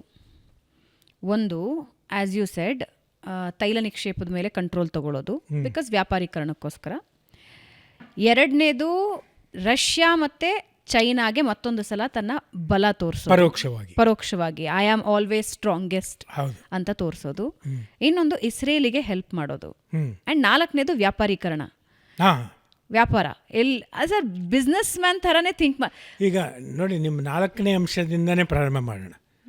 Okay, business. ಯಾವುದೇ ವಾರ್ ಅಂದರೂ people suffer. See, we did a very successful operation Sindoor, but we also used very expensive missiles. Correct. One BrahMos missile cost 34 crores. We used 19 of them. 19 BrahMosನ ಪಾಕಿಸ್ತಾನಕ್ಕೆ ಕಳಿಸ್ಕೊಟ್ರೆ ಸ್ಪೀಡಾಗಿ ಹೋಗ್ರಿ ಅಲ್ಲಿ go enter through the air conditioning duct ಅಂತೇಳಿ. So it was success in the sense when it comes to strategy. ಅದು success ಅಂತ ಹೇಳ್ಬೋದು. But we have to take that hit of economy also. But ಇಲ್ಲಿ ಏನಾಗಿದೆ ಅಂದರೆ there are some people who are benefiting from the war directly. Russia, ಯಾಕಂದರೆ ಅವರು ರಷ್ಯಾದವರು ಆರಾಮಾಗಿ ಎಷ್ಟು ಒಂದು $57-60 ಮಾಡ್ಕೊಳ್ತಿದ್ರು. Now they are getting $110 without them asking for. ನನಗೇನು ಅನ್ನಿಸ್ತು ಅಂದರೆ ಟ್ರಂಪು ರಷ್ಯಾಗೆ ತುಂಬ ಈಸಿಲಿ ಎಲ್ಲಾನು ಸೇಲ್ ಆಗೋಂಗೆ, ಮಾರ್ಕೆಟಿಂಗ್ ಆಗೋಂಗೆ ಮಾಡಿಕೊಟ್ರು ಅಂತ ಹೇಳಿದ್ರು. ರಷ್ಯಾದಿಂದ ಆಯಿಲ್ ತಗೋಬೇಡಿ ಅಂತ ಇಂಡಿಯಾನ ರೆಸ್ಟ್ರಿಕ್ಟ್ ಮಾಡೋ ಪ್ರಯತ್ನ ಪಟ್ಟರು. ಈಗ ಅನಿವಾರ್ಯವಾಗಿ ರಷ್ಯಾದಿಂದ ಎಲ್ಲರೂ ಆಯಿಲ್ಸ್ ತಗೋಬೇಕಾಗಿದೆ. ಆಮೇಲೆ ಈಗ ಮೊದಲೇ ಹೇಳಿದಾಗೆ ಈಗ ಟ್ರಂಪ್ ಇನ್ ದ ಸೆಕೆಂಡ್ ಆವೃತ್ತಿಯಲ್ಲಿ ಅವರ ಸುತ್ತುವರೆದಿರೋ ಯಾರು ಅಂದ್ರೆ ಬಿಸ್ನೆಸ್ ಮೆನ್ಗಳು who spend money on his election. Correct. ಆಮೇಲೆ ಇವನ್ ಮಕ್ಕಳು ಇಬ್ಬರಿದ್ದಾರೆ. ಒಬ್ಬ ಡ್ರೋನ್ ಫ್ಯಾಕ್ಟ್ರಿ ನಡೆಸ್ತಾನೆ, ಇನ್ನೊಬ್ಬ ಆಯಿಲ್ ಬಿಸ್ನೆಸ್. ಸೊ ಇವನ ಹೇಳಿಕೆ ಕೊಟ್ಟಾಗೆಲ್ಲ ನೋಡಿ, if you observe, insider trading ಅಂತ ಮಾಡ್ತಾರೆ, which is a punishable offence actually. Insider trading ಯಾವುದೋ ಒಂದು ಕಂಪನಿ ತಗೊಳ್ಳಿ, let us say some company boss is changing ಅಂತ ಒಳಗಡೆ ಮಾತುಕತೆ ಇರುತ್ತೆ. ಈಗ ನೆಕ್ಸ್ಟ್ ಬಾಸ್ ಬರೋನು ಈ will be different, he will be very strict ಅಂಥೇಳಿ ಆ ಶೇರ್ ಬಿದ್ದೋಗ್ಬಿಡುತ್ತೆ ಆ ಕಂಪ್ನಿದು. ಈಗ ಟ್ರಂಪ್ ಏನು ಮಾಡ್ತಾನೆ, ಶುಕ್ರವಾರ ಒಂದು ಹೇಳಿಕೆ ಕೊಡ್ತಾನೆ ದ್ಯಾಟ್ ಇರಾನ್ ಒಪ್ಕೊಂಡಿದೆ ನಮ್ಮ ಜೊತೆಗೆ ಒಪ್ಪಂದ ಮಾಡ್ಕೊಳಕ್ಕೆ ಅಂತೇಳಿ. ಅವಾಗ market will rise up. But kind of rigging. Rigging. ಆಮೇಲೆ Monday Tuesday no we are not ready. So he is playing with that market because it helps his friends, helps his family friends and sons. ಇನ್ನೊಬ್ಬ ಅಳಿಯ ಏನಿದ್ದಾನೆ, ಈ is in that ಏನು currency, crypto currency. ಅದಕ್ಕೆ ಪಾಕಿಸ್ತಾನಕ್ಕೆ ಇವರು ಗುಡಿಯಾಗಿ relation ಇಟ್ಕೊಂಡಿರೋದು. ಬಿಕಾಸ್ ಕಂಪನೀಸ್ ಓಪನ್ ಆಗಿದೆ, ಅಲ್ಲೇ ಕಂಪನಿ ಓಪನ್ ಆಗುತ್ತೆ ಅಂತೇಳಿ. So was it there war? ಇಷ್ಟೊಂದು ಇದು ನೋಡಿ, ಪ್ರಪಂಚದಲ್ಲಿ ಅತಿ ದೊಡ್ಡ ನೌಕಾಪಡೆಯಲ್ಲಿ ವಿಮಾನವಾಹಕ ಹಡಗುಗಳು ಇವ್ರ ಹತ್ರ ಇದ್ದಾವೆ, ಭೂಸೇನೆ ಇದೆ, ವಾಯುಸೇನೆ ಇದೆ, ಎಲ್ಲ. They have something like 94 basis all over the world. For what? ಅವ್ರಿಗೇನು ಗಡಿ, ಒಂದು ಯುದ್ಧ ಅಂದರೆ ಏನು, ಗಡಿ ಸಮಸ್ಯೆ ಇರುತ್ತೆ. ನಮಗೆ ಪಾಕಿಸ್ತಾನಕ್ಕೆ ಗಡಿ ಸಮಸ್ಯೆ ಇದೆ, ನಮಗೆ ಚೈನಾಕ್ಕೆ ಗಡಿ ಸಮಸ್ಯೆ ಇದೆ. ಅದು ಇತ್ಯರ್ಥ ಆಗೋವರೆಗೂ ಒಂದಿಷ್ಟು ಸ್ಕರ್ಮಿಷಸ್ ನಡೀತಾ ಇರುತ್ತೆ.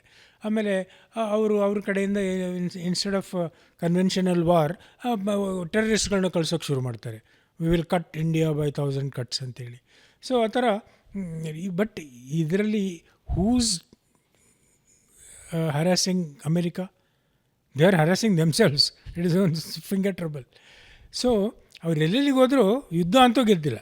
Weather it is Vietnam, Afghanistan, anywhere ಅವ್ರಿಗೆ ಗೊತ್ತಿಲ್ಲ. ಬಟ್ ದೇರ್ ಹ್ಯೂಜ್ ಸೈಜ್ ಏನಿದೆ ಅದರಿಂದ ಒಂದಿಷ್ಟು ಜನಗಳಿಗೆ ಹೆದರಿಕೆ ಆಗುತ್ತೆ, ಯಾಕಪ್ಪ ಇವ್ರ ಹತ್ರ ಸುಮ್ಮನೆ ರಿಸ್ಕ್ ತೊಗೊಳ್ಳೋದು ಅಂತೇಳಿ. ಸೊ ಅದನ್ನೇ ಅರಬ್ ನೇಷನ್ಗಳು ಮಾಡಿದರು. So there for this war is not necessary. It was not necessary for America, but it was necessary for Israel. Survival ಬೇಕಲೇ ಎಕ್ಸಿಸ್ಟೆನ್ಷಿಯಲ್ ಕ್ರೈಸಿಸ್. ಈಗ ನೋಡಿ 1981 ಸದ್ದಾಮ್ ಹುಸೇನ್ ಇನ್ನೂ ಅವಾಗ ಜೀವಂತವಾಗಿದ್ದ.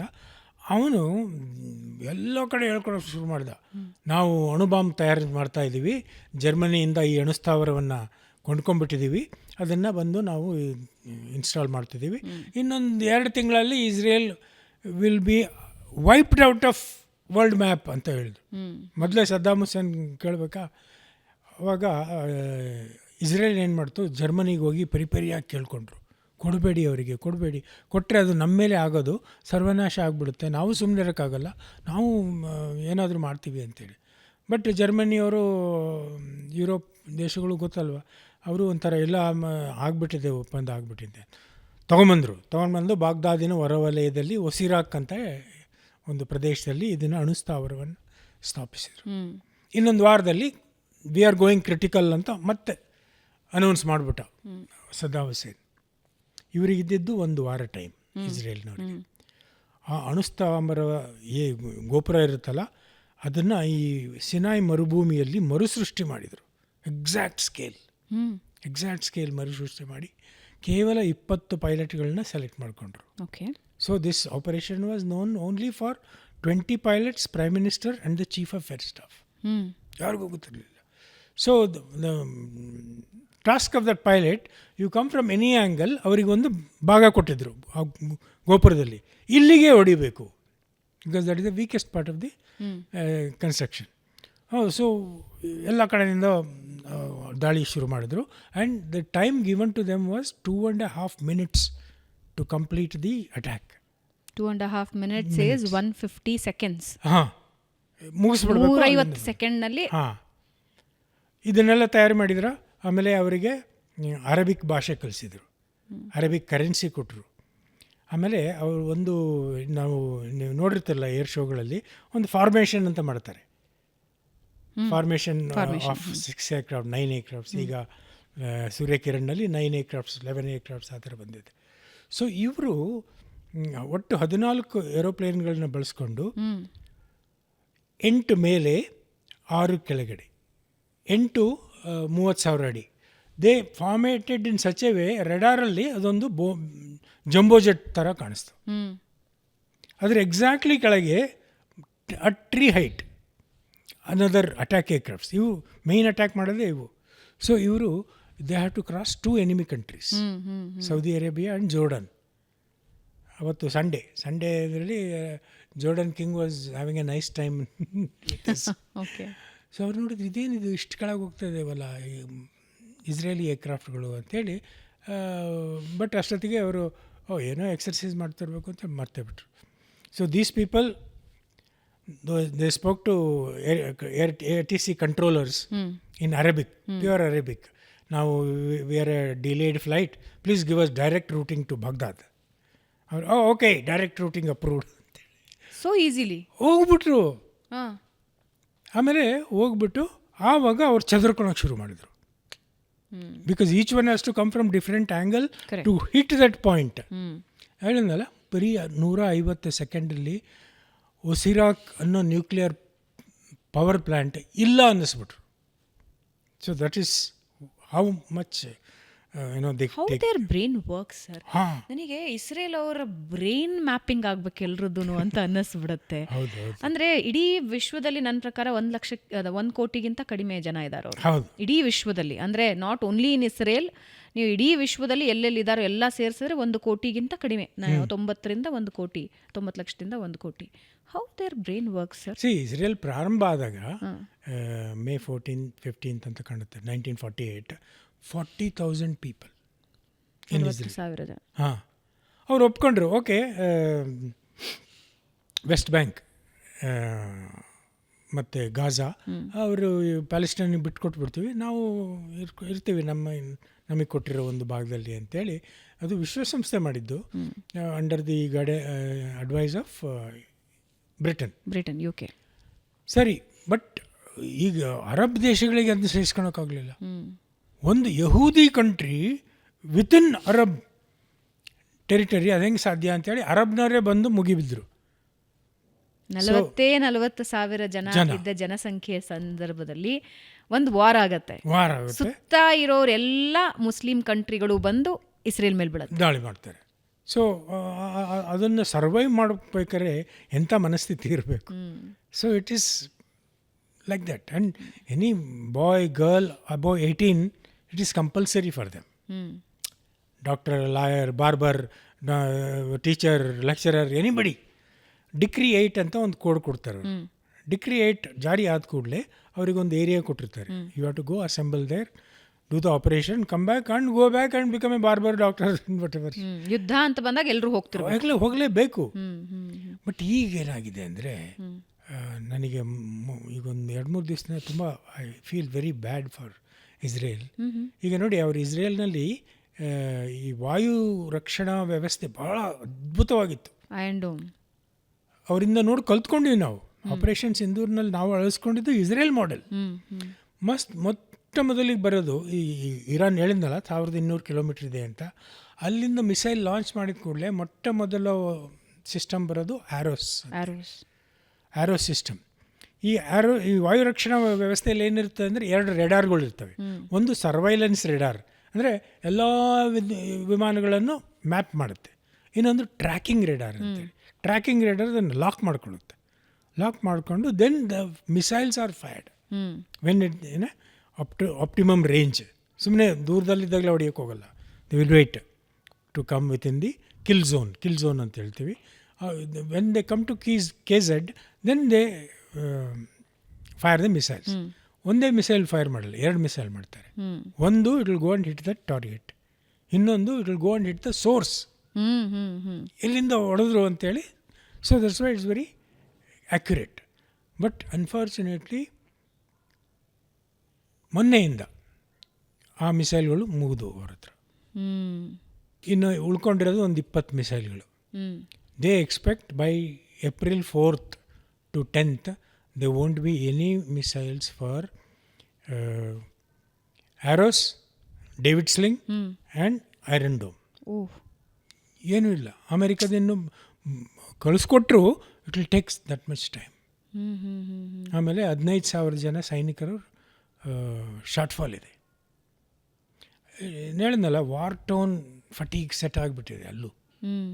ಈಗೇನು ಅಮೆರಿಕದಲ್ಲಿ ನೋ ಕಿಂಗ್ಸ್ ಪ್ರೊಟೆಸ್ಟ್ ಶುರುವಾಗಿದೆಯಲ್ಲ, ಅದೇ ಥರ ಈ ಇಸ್ರೇಲ್ನಲ್ಲೂ ಶುರುವಾಗಿದೆ. Whose war it is, why you want to expand. But ಅವರ ನೀವೇ ಹೇಳಿದ್ರಲ್ಲ, ಎಕ್ಸಿಸ್ಟೆನ್ಷಿಯಲ್ ಕ್ರೈಸಿಸ್ಸು. ಅವ್ರು ಉಳ್ಕೋಬೇಕು ಅಂದರೆ ಇದನ್ನ ಮಾಡಲೇಬೇಕು, ಅನಿವಾರ್ಯ. ಅದರ್ವೈಸ್ ಇವಾಗ ಸುತ್ತಮುತ್ತ ಇರುವಂತಹ ಮುಸ್ಲಿಂ ಕಂಟ್ರೀಸ್ ಒಟ್ಟಿಗೆ ಮುಗಿಬಿದ್ವು ಅಂತಂದರೆ ನಾಮಾವಶೇಷ. ಹೌದು, ಸದ್ಯಕ್ಕೆ ಟಚ್ ವುಡ್ ಆ ಪರಿಸ್ಥಿತಿ ಇಲ್ಲ. ಯಾಕಂದ್ರೆ ಹೇಳಿದ್ನಲ್ಲ, ಅಲ್ಲ, ಹೂಸ್ ವಾರ್ ಇಸ್ ದಿಸ್ ಅಂತ ಇಸ್ರೇಲಿಯನ್ಸ್ ಕೇಳ್ತಾ ಇದ್ರೆ that is the answer for them. ಹೌದು. ಬಟ್ ಇರಾನ್ದು ಸ್ಟೋರಿ ಬಹಳ ಇಂಟ್ರೆಸ್ಟಿಂಗ್ ಅನ್ಸುತ್ತೆ ಸರ್. ರೆಜಿಮ್ ಚೇಂಜ್ ಆಯಿತು, ಶರಿಯಾ ಕಾನೂನು ಬಂತು, ಎಲ್ಲವೂ ಹೌದು ಸರ್. ಬಟ್ ಅವರೂ ಕೂಡ ಶೋಷಿತರೆ ಆರಂಭದಿಂದ, ಇನ್ಕ್ಲೂಡಿಂಗ್ ರಷ್ಯಾ, UK. ತೈಲ ನಿಕ್ಷೇಪಗಳು ಇಲ್ಲದೇ ಇದ್ದಾಗಲೂ ಅವ್ರ ಮೇಲೆ ದೌರ್ಜನ್ಯಗಳಾಗ್ತಾ ಇತ್ತು. ಅದಾದ ಮೇಲೂ ಅವ್ರ ಮೇಲೆ ದೌರ್ಜನ್ಯ ಆಯಿತು. ಇಡೀ ದುಡ್ಡನ್ನು ತೊಗೊಂಡು ಹೋಗಿ ಬೇರೆ ದೇಶಗಳು ಹಂಚ್ಕೊಂಡ್ವೆ ಹೊರತು ಆ ದೇಶದ ಬೆಳವಣಿಗೆ ಆಗಲಿಲ್ಲ. ರಾಜ ಬೇರೆ ದೇಶಗಳಿಗೆ ಹೆಲ್ಪ್ ಆಯಿತು ಬಿಟ್ಟರೆ ಅಲ್ಲಿನ ದೇಶದ ಜನರಿಗೆ ಹೆಲ್ಪ್ ಆಗಲಿಲ್ಲ. ಅದಾದಮೇಲೆ ದೇ ಸ್ಟಾರ್ಟೆಡ್, ಇವಾಗ ನೀವು ನಮ್ಮ ಮೇಲೆ ದಬ್ಬಾಳಿಕೆ ಮಾಡ್ತೀರಾ ಅಂದರೆ we get ready for it ಅಂತ. ಅವರು ಸ್ವಲ್ಪ ದುಡ್ಡಲ್ಲಿ ಎಂತೆಂಥ ಮಿಸೈಲ್ಗಳು, ಅದನ್ನು ಹೊಡೆದುರುಳಿಸೋದಕ್ಕೆ ಕೋಟ್ಯಾಂತರ ರೂಪಾಯಿ. ಎಕ್ಸಾಕ್ಟ್ಲಿ. ಇದನ್ನೇ ಅಸಿಮೆಟ್ರಿಕ್ ವಾರ್ ಅನ್ನೋದು.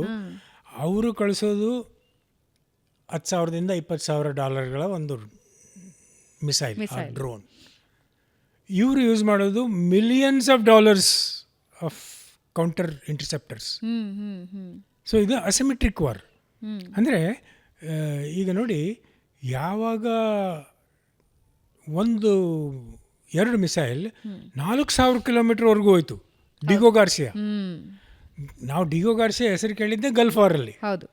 ಆಮೇಲೆ ಯಾರಿಗೂ ಗೊತ್ತಿಲ್ಲ, there is a big America. Diego Garcia basically belongs to Mauritius. French ಅವರು ಬಿಟ್ಕೊಟ್ಟು ಬ್ರಿಟನ್ನಿಗೆ ಬಿಟ್ಕೊಟ್ಟ ಮೇಲೆ ಇಟ್ ಬಿಕೇಮ್ ಬ್ರಿಟನ್ ಅಸೆಟ್. ಬ್ರಿಟನ್ನವರು they leased it to America. ಇನ್ನು ವಾದ ನಡೀತಾ ಇದೆ. ಅವರು ತೀರ್ಪು ಕೊಟ್ಟಿದ್ದಾರೆ, ICJ International Court of Justice ಕೊಟ್ಟಿದ್ದಾರೆ. It should belong to Mauritius ಅಂತೇಳಿ. ಬಟ್ ದೊಡ್ಡಣ್ಣ is occupied and put all is strategic bombers, B1, B2, B52. ಆಮೇಲೆ ಎನಿ ಬಂಕರ್ ಬಸ್ಟರ್ ಅಂತ ಹೇಳ್ತಾರಲ್ಲ, huge that GBU 57, it can penetrate through 250 feet down. ಎಲ್ಲಿ ಬಚ್ಚಿಟ್ಕೊಂಡಿದ್ರು ಅವರು ಹುಡ್ಕೊಂಡು ಹೋಗಿ ಹೊಡೆದು ಬಿಡ್ತಾರೆ. ಆ ಒಂದು ಕೆಪಾಸಿಟಿ ಇರೋದ್ರಿಂದ they keep it very safe from any other attacks. ಈಗ ನೋಡಿ, it is not very far from India. ಹೌದು, 1700 ಕಿಲೋಮೀಟರ್ಸ್ ಭಾರತದ ದಕ್ಷಿಣಕ್ಕಿದೆ. ಹಿಂದೂ ಮಹಾಸಾಗರಕ್ಕೂ ಬಂದಾಗಿದೆ ಆಗಲೇ. ಆಮೇಲೆ ನಮ್ಮದು ಒಂದು ದ್ವೀಪ ಇದೆ ಮಾರಿಷಿಯಸ್ನಲ್ಲಿ, ಅಗಲೇಗ ಅಂತೇಳಿ. ಅಲ್ಲಿ ನಮ್ಮದು ನೇವಲ್ ಬೇಸ್ ಇದೆ, ನಮ್ಮ ಏರೋಪ್ಲೇನ್ಗಳಿದ್ದಾವೆ, ನಮ್ಮ ನೌಕಾಪಡೆ ಇದೆ. So we are also aware what is happening in. ಆಮೇಲೆ any given time there are 20 to 22 ships are there in Indian Ocean reason. ಈಗೆಲ್ಲ ಬರ್ತಿದ್ದಾವಲ್ಲ ಹಾರ್ಮುಜ್ ಜಲಸಂಧಿಯಿಂದ, ಅವಕ್ಕೆಲ್ಲ ರಕ್ಷಣೆ ಕೊಡೋದು navy till they reach the EEZ of India, economic zone ಅಂತ. ಇದು ಹೇಳಿದ್ನಲ್ಲ, ಈ ಒಂದು strait of Hormuz, does it belong to Iran? ಇಲ್ಲ, ಖಂಡಿತ ಇಲ್ಲ. ಯಾರಿಗೆ ಸೇರ್ಬೇಕು ಸರ್? ನೋಡಿ, 1981 ಒಂದು ವಿಶ್ವಸಂಸ್ಥೆ ಒಂದು ಕಾನೂನು ಮಾಡ್ತು, UNCLOS ಅಂತೇಳಿ, UNCLOS, United Nations convention on law of C. ಒಂದು ದೇಶಕ್ಕೆ ಎಷ್ಟು ಸಿ ಸೇರಬೇಕು. ಈಗ ಭಾರತ 7400 ಕಿಲೋಮೀಟರ್ ಕೋಸ್ಟ್ ಲೈನ್ ಇದೆ. ಎಷ್ಟು ಇಡೀ ಹಿಂದೂ ಮಹಾಸಾಗರ ಅಂದ್ಕೊಳ್ಳಿ, ಎಲ್ಲ ಹಿಂದೂಗಳು ಸೇರಿಬಿಡುತ್ತೆ. ಹಾಗಾಗಲ್ಲ. First is from the coast line to 12 nautical miles. 1 nautical mile is equal to 1.85 kilometers. 2 ಅಂತಲೇ ಇಟ್ಕೊಳ್ಳೋಣ, just is of. Up to that is called territorial water. ಅಂದರೆ it is our water, it is like our border. ಅಲ್ಲಿವರೆಗೂ ನಮ್ಮ border ಇದೆ. You can mark over the sea, but ಇದೆ, ಈ border ಇದೆ ಅಂದರೆ ನಮ್ಮ ಕಾನೂನು ಅಪ್ಲೈ ಆಗುತ್ತೆ ಅಲ್ಲಿ. ಅಲ್ಲಿಂದ ಇನ್ನೊಂದು 20 nautical mile, it is called contiguous water. ಅಂದರೆ ಪರ್ಮಿಷನ್ ಇಲ್ದಲೆ ಅಲ್ಲಿ ಒಳಗೆ ಬರೋದೇ ಇಲ್ಲ. ಬರ್ಬೋದು, you can come for your port, call of port ಅಂತ ಕರೀತಾರೆ ಬೇರೆ ದೇಶಗಳಿಂದ. It is a very routine thing for any. ನಾವು ಹೋದಾಗಲೂ ಅಷ್ಟೇ, ಕಾಲ್ ಆಫ್ ಪೋರ್ಟ್ ಅಂತೇಳಿ ಹೋಗಿ ಅಲ್ಲಿರ್ತೀವಿ, ಅವರು ಆತಿಥ್ಯ ಕೊಡ್ತಾರೆ, ಅಲ್ಲಿ ರಿಪ್ಲೆನಿಷ್ ಮಾಡ್ತೀವಿ, ರೀಫಿಲಿಂಗ್ ಮಾಡ್ತೀವಿ. ಆಮೇಲೆ ಜನಗಳು ಒಂದಿಷ್ಟು ಒಳಗಿನಿಂದ ಹೊರಗೆ ಬಂದು ಸುತ್ತಾಡಿಕೊಂಡು ಮತ್ತೆ ವಾಪಸ್ ಬರ್ತಾರೆ. ಅದು it's A convention in the navy. Beyond that is exclusive economic zone up to 200 nautical miles. 200 nautical miles ಅಂದರೆ 350 kilometers. ಅಲ್ಲಿನ ಜಲಸಂಪತ್ತೇನಿದೆ ಅದು ನಮಗೆ ಸೇರಿದ್ದು. Okay. So between India and Sri Lanka overlap ಆಗಿಬಿಡುತ್ತೆ. ಬಿಟ್ವೀನ್ ಕಂಟ್ರಿಜಸ್ ವಾಟರ್ ಇದೆ. ಸೇಮ್ ಹಾರ್ಮುಜ್ ಜಲಸಂಧಿ ಎಷ್ಟು? 33 kilometers. 33 kilometers ಇವ್ರದೇನಾ? Half of it belongs to Oman. ಇದಕ್ಕಾಗಲೇ ಕೊಟ್ಟಿದ್ದಾರೆ, ತೀರ್ಪು ಕೊಟ್ಟಿದ್ದಾರೆ ವಿಶ್ವಸಂಸ್ಥೆಯಿಂದ. It should be shared equally. ಎಲ್ಲಿ ಓವರ್ಲ್ಯಾಪ್ ಆಗುತ್ತೋ you will have a separate ಸಂಧಾನ ಮಾಡಿಕೊಂಡು, ಓಕೆ 16 ಕಿಲೋಮೀಟರ್ ನಿಮ್ಮದು, 16 ಕಿಲೋಮೀಟರ್ ನಮ್ಮದು. ಅಲ್ಲ, ಇವಾಗ 16 ಕಿಲೋಮೀಟರ್ದು ಬಗ್ಗೆ ಹರಿದು ಬಿಟ್ರೆ ಸಮಸ್ಯೆನೇ ಇಲ್ವಲ್ಲ? ಎಕ್ಸಾಕ್ಟ್ಲಿ, ಆ ಪಾಯಿಂಟ್ ಟಚೇ ಮಾಡ್ತಾ ಇಲ್ಲ. Iran is not ready sir. ಈಗ ಎಲ್ಲರೂ ಉಸಿರುಗಟ್ಟಿರೋದು ಯಾತಕ್ಕೆ? ಇರಾನ್ ಹಾರ್ಮೋಸ್ ಜಲಸಂಧಿನ ಕಂಟ್ರೋಲ್ ಮಾಡ್ತಾ ಇರೋದಕ್ಕೆ. ಇಫ್ ದಟ್ ಹ್ಯಾಪನ್ಸ್, ಓಮನ್ ಮತ್ತು ಇರಾನ್ ಮಧ್ಯ ಒಪ್ಪಂದ ಆಗೋಯ್ತು ಅಂತ ಹೇಳಿದ್ರೆ, Iran will lose it's control on it. Exactly. ಅದು ಬೇಡ ಇರಾನಿಗೆ. ಹಾಂ, ಇದು ನ್ಯಾಯಯುತವಾದ ಹಕ್ಕು ಅವರಿಗೆ, ಒಮಾನ್ಗೆ ಬೇಕಾಗಿತ್ತು. But mite is right. ಅಲ್ಲಿ 2 ದ್ವೀಪಗಳಿದೆ, ಸಣ್ಣ ಸಣ್ಣ ದ್ವೀಪಗಳು, ಅಲ್ಲೆಲ್ಲ ಆರ್ಟಿಲರಿ ಇದು ಗನ್ಸ್ಗಳು ಇಟ್ಟಿದ್ದಾರೆ.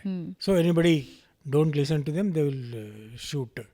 ಆ ಥರ ಒಂದು ಸರ್ವೈಲೆನ್ಸ್ ಜೋರಾಗಿದೆ ಅಲ್ಲಿ ಆ ಕಡೆ. ಜೋರಾಗಿದೆ. ಆಮೇಲೆ ಈ ಅನಿವಾರ್ಯ ಎಲ್ಲ ದೇಶದ ನೋಡಿ, ಈ ಒಬ್ಬ ಡೆಮೊಕ್ರಾಟ್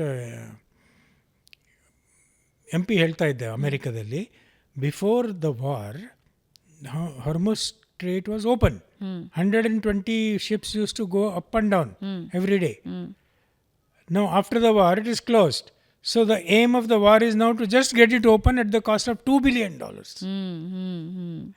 ಅಂದರೆ ಇಟ್ಸ್ ಭಾಳ ಮಾರ್ಮಿಕವಾಗಿ ಹೇಳಿದ್ದಾನೆ, ವಿಚ್ ಇಸ್ ಟ್ರೂ. ಬಟ್ ಈಗ ಏನಾಗಿದೆ ಅಂದರೆ ಅದು ಅನಿವಾರ್ಯ, ಅಲ್ಲಿಂದ ಎಂಟರ್ ಆಗಲೇಬೇಕು. ಬೇರೆ ಕೆಲವು ಕಡೆ ಏನಾಗುತ್ತೆ ಅಂದರೆ, especially for European countries, Saudi ಏನು ಮಾಡುತ್ತೆ, they will transfer that oil to Red Sea through the pipes. ಅಲ್ಲಿ ಹಡಗುಗಳು ನಿಂತ್ಕೊಳ್ತವೆ.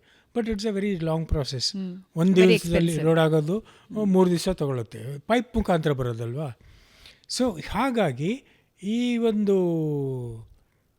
ಟಾರ್ಗೆಟ್ ಸಿಸ್ಟಮ್ ಏನಿದೆ, ಒಂದು ಸ್ಟ್ರೇಟ್ ಆಫ್ ಹಾರ್ಮುಸ್, ಇನ್ನೊಂದು ಅಲ್ಲೊಂದು ದ್ವೀಪ ಇದೆ ಖಾರ್ಗ್ ಐಲ್ಯಾಂಡ್ ಅಂತೆ. ಖಾರ್ಗ್ ಐಲ್ಯಾಂಡ್ ಮೇಲೆ ಇವನ್ ಕಣ್ಣು, ಟ್ರಂಪ್ ಕಣ್ಣು.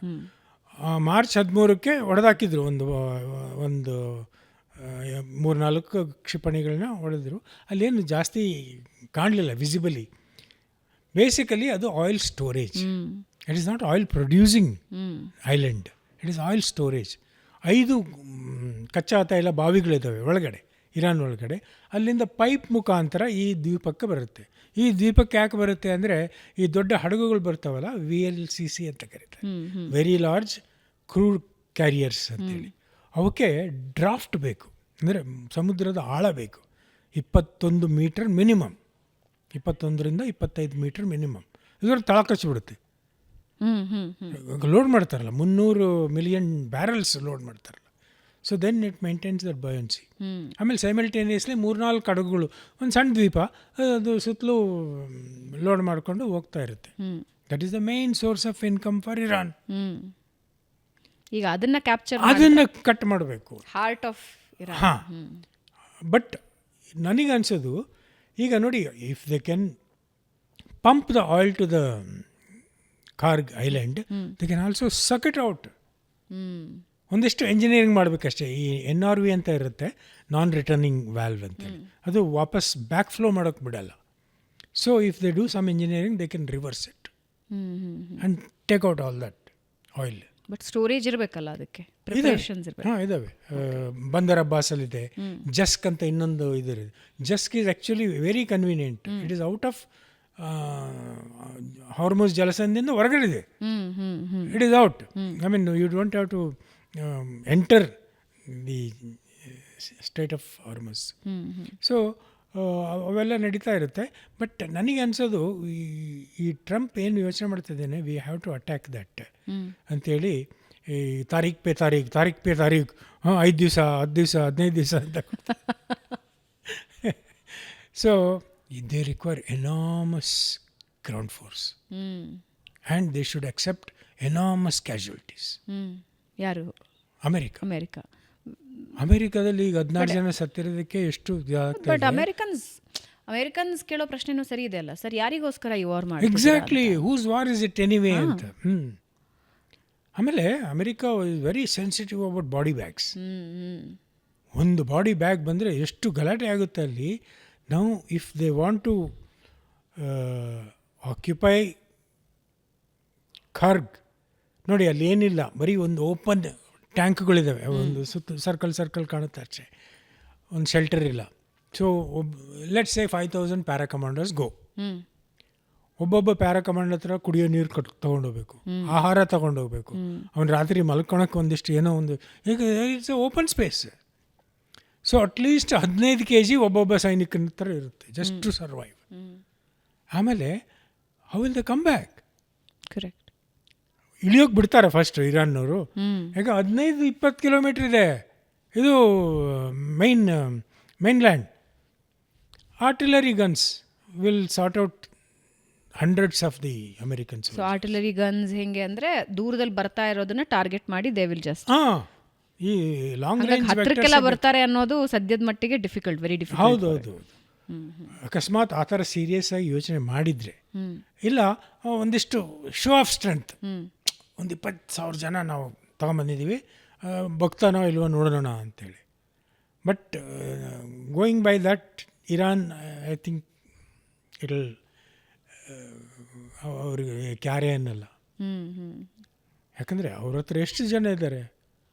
10 ಲಕ್ಷ ಜನ ಇದ್ದಾರೆ. 10 ಲಕ್ಷ ಜನ ರೆಡಿ ಇದ್ದಾರೆ and they are getting even the boys into this thing. ಆಮೇಲೆ ಇವ್ರು ಏನು ಮಾಡ್ತಾರೆ, ಇನ್ನೊಂದು ಟ್ರಿಕ್ ಏನದೆ, ಈ ಗುಳ್ಳೆನರಿ ಪಾಕಿಸ್ತಾನ ಇದೆಯಲ್ಲ, they will use that air base to show their strength in this side. ಯಾಕಂದರೆ ಪಾಕಿಸ್ತಾನ ಏನು ಮಾಡ್ತಿದೆ, ಅವರು ತಪ್ಪಿಸ್ಕೊಳಕ್ಕೆ ಪ್ರಯತ್ನ ಮಾಡ್ತಿದ್ದಾರೆ ಸೌದಿಯಿಂದ. ಸೌದಿ ಕಿಂಗ್ ಹೇಳ್ತಾ ಇದ್ದಾನೆ, where is your army, you are suppose to come and give us defence. ಇಲ್ಲ, they opened another front in Afghanistan. ಒಂದು ಆಸ್ಪತ್ರೆ ಅಟ್ಯಾಕ್ ಮಾಡಿಬಿಟ್ಟು 400 ಜನ. ಸೊ ಅವ್ರು ಹೇಳ್ತಾರೆ, we are very busy with Afghanistan ಅಂತೇಳಿ. ಈಗ ನಾವು ಸಂಧಾನ ಮಾಡೋಕ್ಕೆ ತಯಾರಾಗಿದ್ದೀವಿ ಅಂತೇಳಿ. ಈಗ ನೋಡಿ, JD ವ್ಯಾನ್ಸ್ ಈಗ 3 ದಿವಸದ ಕೆಳಗೆ 4 ದಿವಸದ ಕೆಳಗೆ ಅಮೇರಿಕದಿಂದ ಹೊರಟು ಎಲ್ಲಿಗೆ ಬಂದರು? ಡೆಹಲಿ ಬಂದರು. 2 ದಿವಸ ಇದ್ದರು. ಅಂದರೆ ಅವರು ಹೋಗಬೇಕಾಗಿದ್ದು ಪಾಕಿಸ್ತಾನಕ್ಕೆ. But why did he come to Delhi? Why did he stay for 2 days? To eat chana bhature? No, ಅವರ ಮಾವನ ಮನೆ ಇದೆ ಅಂತೇಳಿ. Not like that. ಇನ್ನಿಬ್ಬರು ವಿಶೇಷ ರಾಯಭಾರಿಗಳು ಬಂದರು, ಟ್ರಂಪ್ಸ್. ಅವರೆಲ್ಲ ಅಂಬೇಡ್ಕರ್ ಇಂಟರ್ನ್ಯಾಷನಲ್ ಸೆಂಟರಲ್ಲಿ ಕೂತ್ಕೊಂಡು ಒಂದು ಮೀಟಿಂಗ್ ಮಾಡಿದರು. ಅದೇ ಟೈಮಲ್ಲಿ Trump called up Modi, which is very special. ಇದನ್ನೆಲ್ಲ ಡಾಟ್ ಕನೆಕ್ಟ್ ಮಾಡಿದರೆ ಸಂಧಾನ ನಡೀತಿರೋದು ಇಲ್ಲಿ ಭಾರತದಲ್ಲಿ. ಅಲ್ಲಿ ಅವರು ಹೋಟೆಲ್ ಅರೇಂಜ್ ಮಾಡ್ಕೊಂಡಿದ್ದಾರೆ ಅಷ್ಟೇ. ಬ್ಯಾಂಕ್ವೆಟ್ ಹಾಲ್ ಅರೇಂಜ್ ಮಾಡಿದ್ದಾರೆ, ಹೋಟೆಲ್ ಅರೇಂಜ್ ಮಾಡಿದ್ದಾರೆ. 2 ದಿವಸದ ಸಮಾರೋಹ ಏನು ನಡಿಬೇಕಾಗಿತ್ತು ಅದು ಒಂದೇ ದಿವಸಕ್ಕೆ ಹೋಯ್ತು, ಸಾಯಂಕಾಲ ಎಲ್ಲ ಹೋಗ್ಬಿಟ್ರು. ಸೊ ಇದು ಅವರ ರಿಯಲ್ ಸಂಧಾನ ನಡೀತಾ ಇರೋದು ಇಲ್ಲಿ. They require leaders. ಈಗ ನೋಡಿ, ಯಾವುದೇ ಸಂಧಾನ ಬ್ಯಾಕ್ ಚಾನಲ್ ಇದು ಆದರೆ ಫಸ್ಟ್ ಸೆಕ್ರೆಟರಿಯಿಂದ ಶುರುವಾಗುತ್ತೆ. They talk to each other, then under secretary, then joint secretary, then ambassadors, then the leaders will come.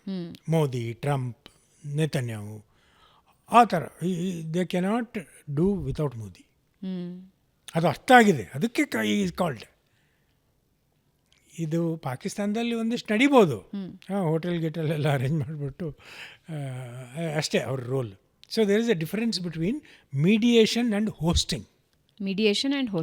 Hosting is like, ಈಗ ನೋಡಿ ಆರ್ಮಿನಲ್ಲಿ ಒಬ್ಬ ಹವಿಲ್ದಾರು ಒಂದು ಬುಲೆಟ್ ಬಾಯ್ಕ್ ಇಟ್ಕೊಂಡು ಅವ್ನು ಸುತ್ತಾನೆ ಇರ್ತಾರೆ. ಆ ಲೆಟ್ರ್ ಅಲ್ಲಿಂದ ಕೊಡೋದು, ಈ ಲೆಟ್ರ್ ಇಲ್ಲಿಂದ ಕೊಡೋದು. ಆಮೇಲೆ ಮನೆಗಳಿಗೆ ಏನು ಬೇಕು, ಎಲ್ಲಿ ಆಫೀಸರ್ಗಳು ಎಲ್ಲೋ ವಾರ್ ಇದಕ್ಕೆ ಹೋಗಿರ್ತಾರೆ ಅಥವಾ ಎಕ್ಸರ್ಸೈಸ್ಗೆ ಹೋಗಿರ್ತಾರೆ, ಆ ಮನೇಲಿ ಏನೇನು ಬೇಕು ಅದೆಲ್ಲ.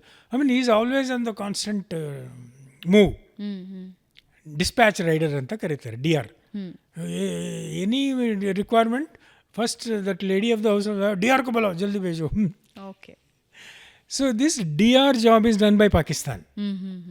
ಸಂಧಾನ will be done by India. ಅದು ಯಾವಾಗ ಆಗುತ್ತೋ ಗೊತ್ತಿಲ್ಲ, ಬಟ್ ಆವಾಗ ವಿ ಹ್ಯಾವ್ ಟು. ನಾವು ಏನು ತಟಸ್ಥ ನೀತಿ ತೊಗೊಂಡಿಲ್ಲ, we are just biding our time. It is ಯುಕ್ತಿ ನೀತಿ. ಯುಕ್ತಿ ನೀತಿ. ಯಾಕಂದರೆ we are in touch with everybody. We can talk to anybody. We have no issues. So everybody file agree that some solution will happen.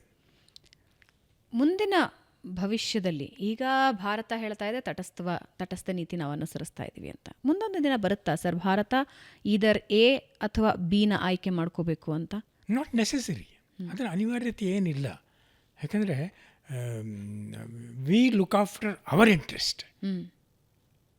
ನಮಗೇನು ಬೇಕು ಅದನ್ನು ನಾವು from any corner any nation we will take it. That is our requirement. So ಅವರೇನೋ ಹೇಳಿಕೆ ಕೊಟ್ಟರು ಭಾರತದ ವಿರುದ್ಧ, ಇವರೇನೋ ಹೇಳಿಕೆ ಕೊಟ್ಟರು, ನಾವು ಎನಿಮಿಟಿ ಕಟ್ಕೊಳಕ್ಕೆ ಹೋಗಲ್ಲ. It's okay, even this shall pass ಅಂತ ಬಿಟ್ಬಿಡ್ತೀವಿ. ಈಗ ನೋಡಿ, ಮೊನ್ನೆ ವಿದೇಶಾಂಗ ಸಚಿವರು Pakistan is a dalal nation ಅಂತ ಹೇಳಿದರು. ಒಂದಿಷ್ಟು ಹಾರ್ಷ್ ಅನಿಸ್ತು, but it is doing dalali in everything. So ಈ ಥರ ಒಂದು ಅಸರ್ಟಿವ್ ಸ್ಟ್ಯಾಂಡ್ ತೊಗೊಂಡಾಗ ಕೆಲವರಿಗೆ ಅದು ಹಿತ ಅನಿಸಲ್ಲ. ಒಂದಷ್ಟು ಇಷ್ಟು ಹೇಳ್ಬಾರ್ದಾಗಿತ್ತು ಅಂದರೆ, ಬಟ್ ಈಸ್ ಕರೆಕ್ಟ್. ಸೊ ಏನು ಮಾಡೋಕ್ಕಾಗಲ್ಲ. ನಾವು ಮೋದಿಯವರು is a sobering effect, is not making any statement. And ಇಲ್ಲಿ ನಮ್ಮ ಒಳಗಿನ ಆಂತರಿಕ 0.5 ಏನಿದೆ ಶತ್ರುಗಳು, ಅವರೇ ಸಾಕು ಇವರನ್ನ just keep him okay grounded. Okay, ಭಾರತದ ನಿಜವಾದ ಮಿತ್ರರು ಯಾರು ಸರ್? Number 1 Israel, without any doubt. ಯಾಕಂದರೆ Russia also is a very good friend. They came in crisis to help us. And Israel ಯಾಕೆ ಅಂದರೆ Russia we are traditionally friends. ಯಾವಾಗ ನಾವು ರಷ್ಯಾದ ಮಿಲಿಟ್ರಿ ಇದರ ಮೇಲೆ ಡಿಪೆಂಡೆಂಟ್ ಆದ್ವಿ, we kept good relationship between. Even oil we are getting.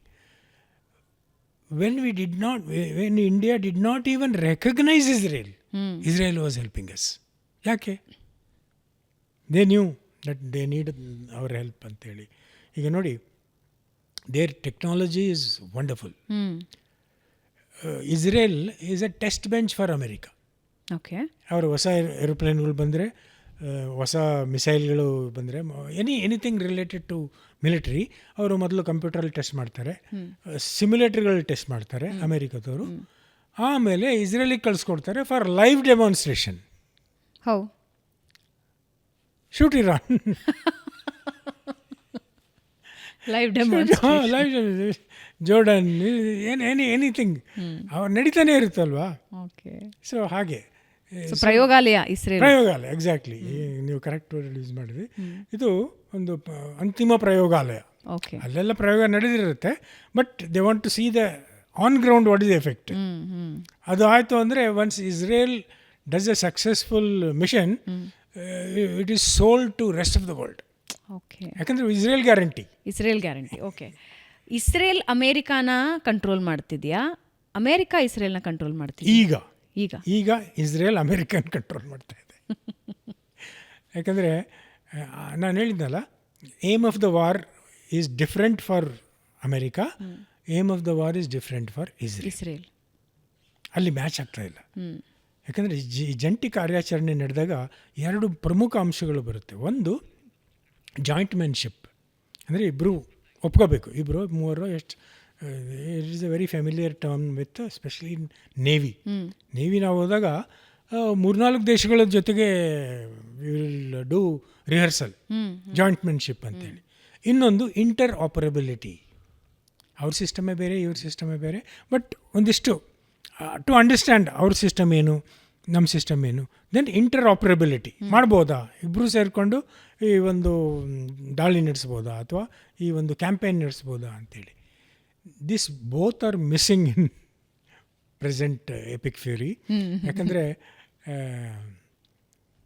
America ಬಂದ್ಬಿಡ್ತು without any clear picture ಏನು ಮಾಡಬೇಕು ಅಂತೇಳಿ ಬಂದ್ಬಿಡ್ತು. ಇಸ್ರೇಲ್ ಕರೀತಾ ಇದೆ, ಹೋಗೋಣ ಅಂತ ಬಂದ್ಬಿಡ್ತು. ಇವನಿಗೆ even Netanyahu is riding a tiger politically. ಅವನು ಯುದ್ಧ ಮುಗಿದ ಮೇಲೆ ಕೆಳಗಿಳಿದ ಅಂದರೆ you will be in jail. ಅಷ್ಟೊಂದು ಇದು ಇದೆ ಅವನ ಮೇಲೆ. So it helps him to continue as long as possible. But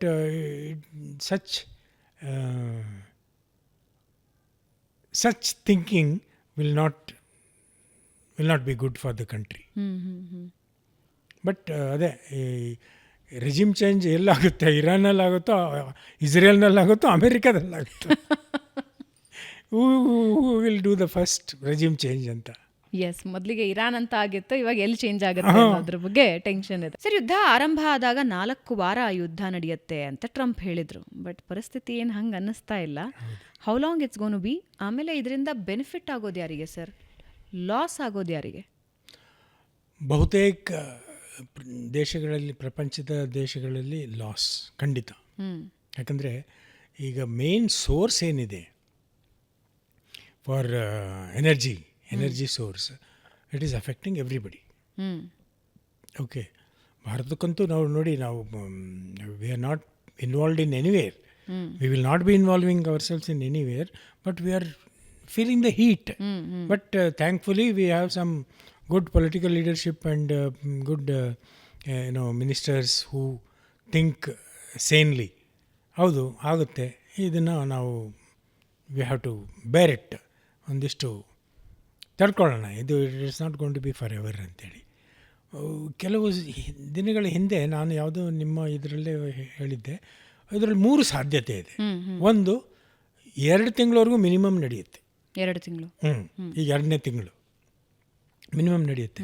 ಯಾಕಂದರೆ ಇದು ಒಬ್ರಿಗೊಬ್ಬರು ನಂಬಿಕೆ ಹುಟ್ಟಿಲ್ಲ. ಒಂದು ಲೆವೆಲಿಂದ ನಂಬಿಕೆ ಬರೋ, ಆಯ್ತಪ್ಪ, okay, we will think about it, we will deliberate. ಈಗ ಎಲ್ಲರಿಗೂ ಲಾಸ್ ಆಗ್ತಾಯಿದೆ. ಇರಾನಿಗೆ ಹೊಡ್ತಾ ಬೀಳ್ತಾ ಇದೆ, ಅವರು ಯೂನಿವರ್ಸಿಟಿಗಳನ್ನ ಹಾಳು ಮಾಡ್ತಾಯಿದ್ದಾರೆ, ಮಕ್ಕಳು ಸ್ಕೂಲ್ ಮೇಲೆ ದಾಳಿ ಮಾಡ್ತಾಯಿದ್ದಾರೆ. ಆಮೇಲೆ ಇದು ನಾಗರಿಕರು ಎಷ್ಟು ಹೆದರ್ಕೊಂಡು ನಿದ್ದೆನೇ ಬರಲ್ಲ ಅವರಿಗೆ. ಅವರೇನು ಬಾಂಬ್ ಶೆಲ್ಟರ್ ಅದು ಇದು ಅಂತ ಕಟ್ಕೊಂಡಿದ್ರು, it is of no use. I am telling you, even in our family there lot of tension. My son flies for Emirates. So ನಾನು ಹೇಳಿದೆ, ಇದು ಶುರು ಆದಾಗ at least send you a family back to India, ನಮಗೆ tension ಕಡಿಮೆ ಆಗುತ್ತೆ. Initially it's okay dad, once in somewhere ಅಂತೇಳಿ. ಮೊನ್ನೆ ಏನಾಯಿತು, ಅವನು ಜರ್ಮನಿಯಿಂದ ಬರ್ತಿದ್ದ from Frankfurt to Dubai. Just before descend, Dubai airport was closed. They told him to divert, but don't divert to any GCC country, Gulf. Then he went all the way to Greece.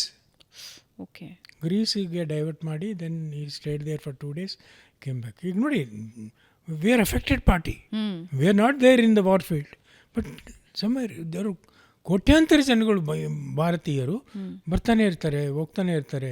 So ನಮಗೂ ಆತಂಕ ಇದೆ, ಇದು ಎಷ್ಟು ದಿನ ನಡೆಯುತ್ತೆ, ಏನು ಕತೆ ಅಂತೇಳಿ. ಇರಾನ್ ಮುಂದಿನ ದಿನಗಳಲ್ಲಿ ಸೂಪರ್ ಪವರ್ ಆಗುತ್ತಾ ಸರ್? ಸೂಪರ್ ಪವರ್ ಆಗೋಕ್ಕೆ ಬಿಡಲ್ಲ. ಹಾಂ, ಇವರ ಹತ್ರ ಏನಿದೆ ಅಂತ ಇನ್ನೂ ಗುಟ್ಟಾಗೆ ಇಟ್ಕೊಂಡಿದ್ದಾರೆ. ಇನ್ನೂ ಎಷ್ಟು ಫೈರ್ ಪವರ್ ಇದೆ, ಇನ್ನೂ ಎಷ್ಟು ಇವರು ಸರ್ಪ್ರೈಸ್ ಕೊಡ್ಬೋದು. Already they surprised very much. ಯಾವಾಗ ಡಿಗೋ ಗರ್ಸಿ ಅದ ಕಡೆ ಹೋಯ್ತು ಇವ್ರದ್ದು missile, then everybody is now. ಈಗ ಏನಾಗುತ್ತೆ ಅಂದರೆ, ಒಂದಿಷ್ಟು ಸೇನ್ ಮೀಡಿಯೇಟರ್ಸ್ ಲೈಕ್ ಮೋದಿ ಅವರೆಲ್ಲ ಬಂದರೆ, ಒಂದಿಷ್ಟು ಅವರು ಆ್ಯಕ್ಟಿವ್ ಆಗಿ ಹೇಳಿದರೆ, ನೋಡಪ್ಪ ಇದೆಲ್ಲರಿಗೂ ಲಾಸ್ ಆಗ್ತಾಯಿದೆ, there is no point continuing, it will take some time. ಈಗ ನೋಡಿ, ಇರಾನ್ ಮತ್ತು ಇರಾಕ್ ನಡುವೆ 8 ವರ್ಷ ಯುದ್ಧ. ಹೌದು, 1980 to 88. ಆಮೇಲೆ ಮಧ್ಯೆ ಇವರ ಟ್ರ್ಯಾಕ್ ರೆಕಾರ್ಡ್ ನೋಡಿದರೆ, it will subside for some time. ಅದು ಯಾವಾಗ ಒಂಥರ ಬೂದಿ ಮುಚ್ಚಿದ ಕೆಂಡಾಗಿರುತ್ತೆ, ಮತ್ತೆ ಅಲ್ಲಿ ಒಂದೇ ಸರಿ ಬ್ಲಾಸ್ಟ್ ಆಗ. ಹಾಂ, ಒಂದು ಟ್ರಿಗರ್ ಬೇಕಷ್ಟೇ. Never ending. ಈಗ ಮೋದಿ ಮೊನ್ನೆ ಮಾತನಾಡುವಾಗ ಹೇಳ್ತಾ ಇದ್ರು, ಕೋವಿಡ್ ರೀತಿಯ ಸನ್ನಿವೇಶಕ್ಕೆ ನಾವೆಲ್ಲರೂ ರೆಡಿ ಆಗಿರೋಣ ಅಂತ. ಹೌದು. ಅಂದರೆ ಮುಂದಿನ ದಿನಗಳಲ್ಲಿ ಇದಿನ್ನೂ ಕೆಟ್ಟದಾಗತ್ತಾ ಯುದ್ಧ, ಅಥವಾ ನೀವು ಹೇಳಿದ ಹಾಗೆ 2 ತಿಂಗಳಲ್ಲಿ ಮುಕ್ತಾಯ ಆಗತ್ತಾ, ಕಂಟಿನ್ಯೂ ಆಗತ್ತಾ, ಇನ್ನೂ ಸಂದರ್ಭಗಳು ಕೆಡುತ್ತಾ? We should be ready for the worst. But fortunately ಈಗ ನೋಡಿ, ನಾವು ಒಂದಿಷ್ಟು ತಯಾರಿ ನಡೆಸಿದ್ದೀವಿ, ಇಲ್ಲ ಅಂತಲ್ಲ, ನಮಗೆ ಗೊತ್ತಿತ್ತು ಇದೆಲ್ಲ ಆಗ್ಬೋದು ಅಂಥೇಳಿ. ಭಾರತದ ಈಗ ಏನು ಮಾಡಬೇಕು ಅಂದರೆ, we have to diversify the source of energy. ಈಗ ನೋಡಿ, ಈಗ ಒಂದು 6 ತಿಂಗಳ ಹಿಂದೆ ಒಂದು ETC ಅಂತ ಒಂದು ಟ್ರಯಲ್ ಮಾಡಿದ್ವಿ, ಈಸ್ಟರ್ನ್ ಟ್ರೇಡ್ ಕಾರಿಡಾರ್ ಅಂತ. It is connecting the Vladivostok of Russia to Chennai. It takes 7 days by even the heavy ship will take 7 days. ಈಗ ಅದು ಕಂಪ್ಲೀಟ್ಲಿ ಫುಲ್ಲಿ ಆಪರೇಷನಲ್ ಅಲ್ಲಿಂದ ಬರ್ತಾ ಇದೆ, including fertiliser which is very much required. ನಾವು ಈಗ ಬತ್ತಿನ ಕಾಲ ಶುರು ಆಯ್ತಲ್ಲ, ಸೊ ಫರ್ಟಿಲೈಸರ್ ಬರ್ತಾ ಇದೆ. ಆಮೇಲೆ not only energy coming to India, from India they are dependent on food grains. ಅವ್ರಿಗೆ ಬಾಸುಮತಿ ಅಕ್ಕಿ ಬೇಕು, ಹಣ್ಣು ಬೇಕು, ತರಕಾರಿಗಳು ಬೇಕು, ಆಹಾರ ಧಾನ್ಯಗಳು ಬೇಕು, ಅಲ್ಲೇನೇನು ಬೆಳೆಯಲ್ಲ. So they have to find alternate source to get things from India. So ಈಗ ಹೊಸದಾಗಿ ಒಂದು ನಮಗೆ ಸಿಕ್ಕಿರೋ ಸೋರ್ಸ್ ಅಂದರೆ Guyana. Guyana is in southern America. ಅಲ್ಲಿ 40% of the people speak Bhojpuri.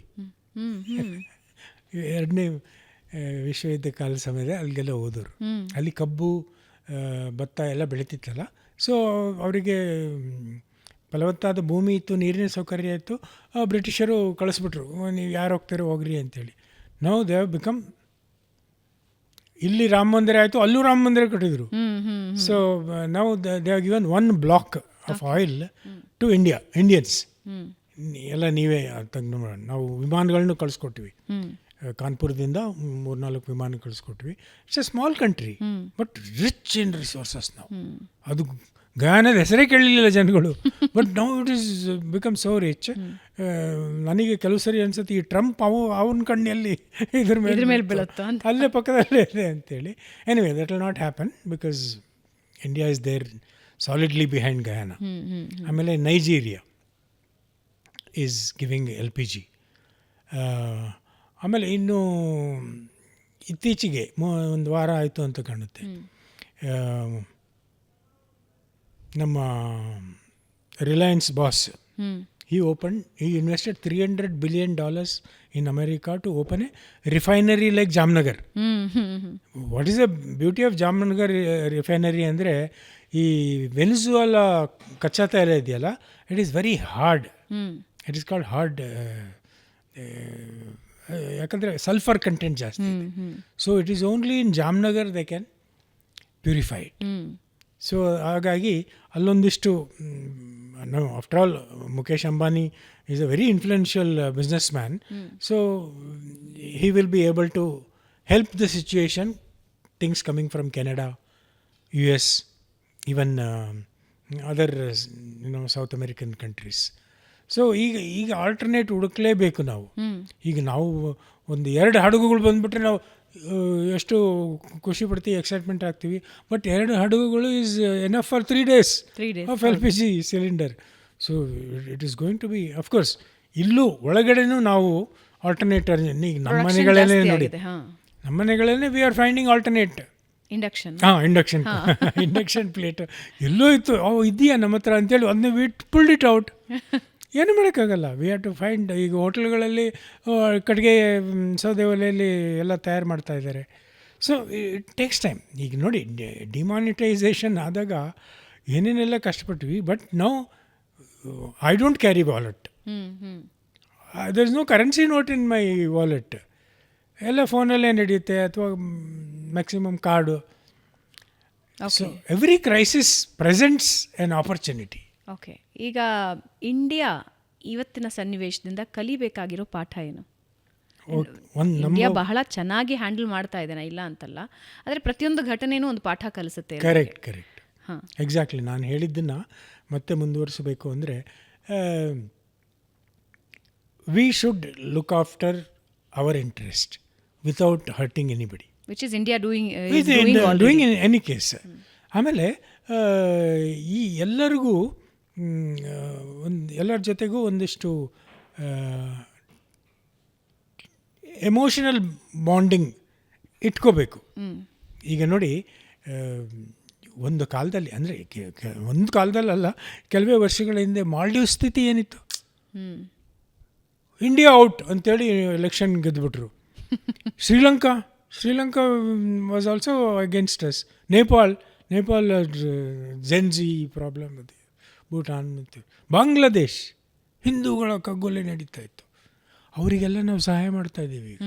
At least ಈಗಲಾದರೂ ತಣ್ಣಗಾಗಿ, ಈಗಲಾದರೂ C the what is the value of India, having India as A neighbour. What is the value? ಬುದ್ಧಿ ಬರುತ್ತೋ ಇಲ್ಲೋ ಗೊತ್ತಿಲ್ಲ, ಬಟ್ ನಾವು ನಮ್ಮ ಒಂದು ಇದನ್ನು ಮಾಡಬೇಕು. Then we should also understand, ನಮ್ಮ ಸ್ಕ್ರಿಪ್ಚರ್ಗಳಲ್ಲಿ ನಾವು ಹೇಳಿದ್ವಲ್ಲ, ನಮ್ಮ ಬಗ್ಗೆ ಭಾಳ ಅಭಿಮಾನ ಇಟ್ಕೊಂಡಿದ್ದೀವಿ, ನಾವು ಇಂಥವ್ರು ಒಳ್ಳೆಯವರು. ಬಟ್ ಶತ್ರುಬೋಧ ಅನ್ನೋದು ಒಂದು ಇರಲೇಬೇಕು. ಅದನ್ನು ಕಲ್ಸೋಕ್ಕೆ ಪಾಕಿಸ್ತಾನ ಇದೆ, ಚೀನಾ ಇದೆ.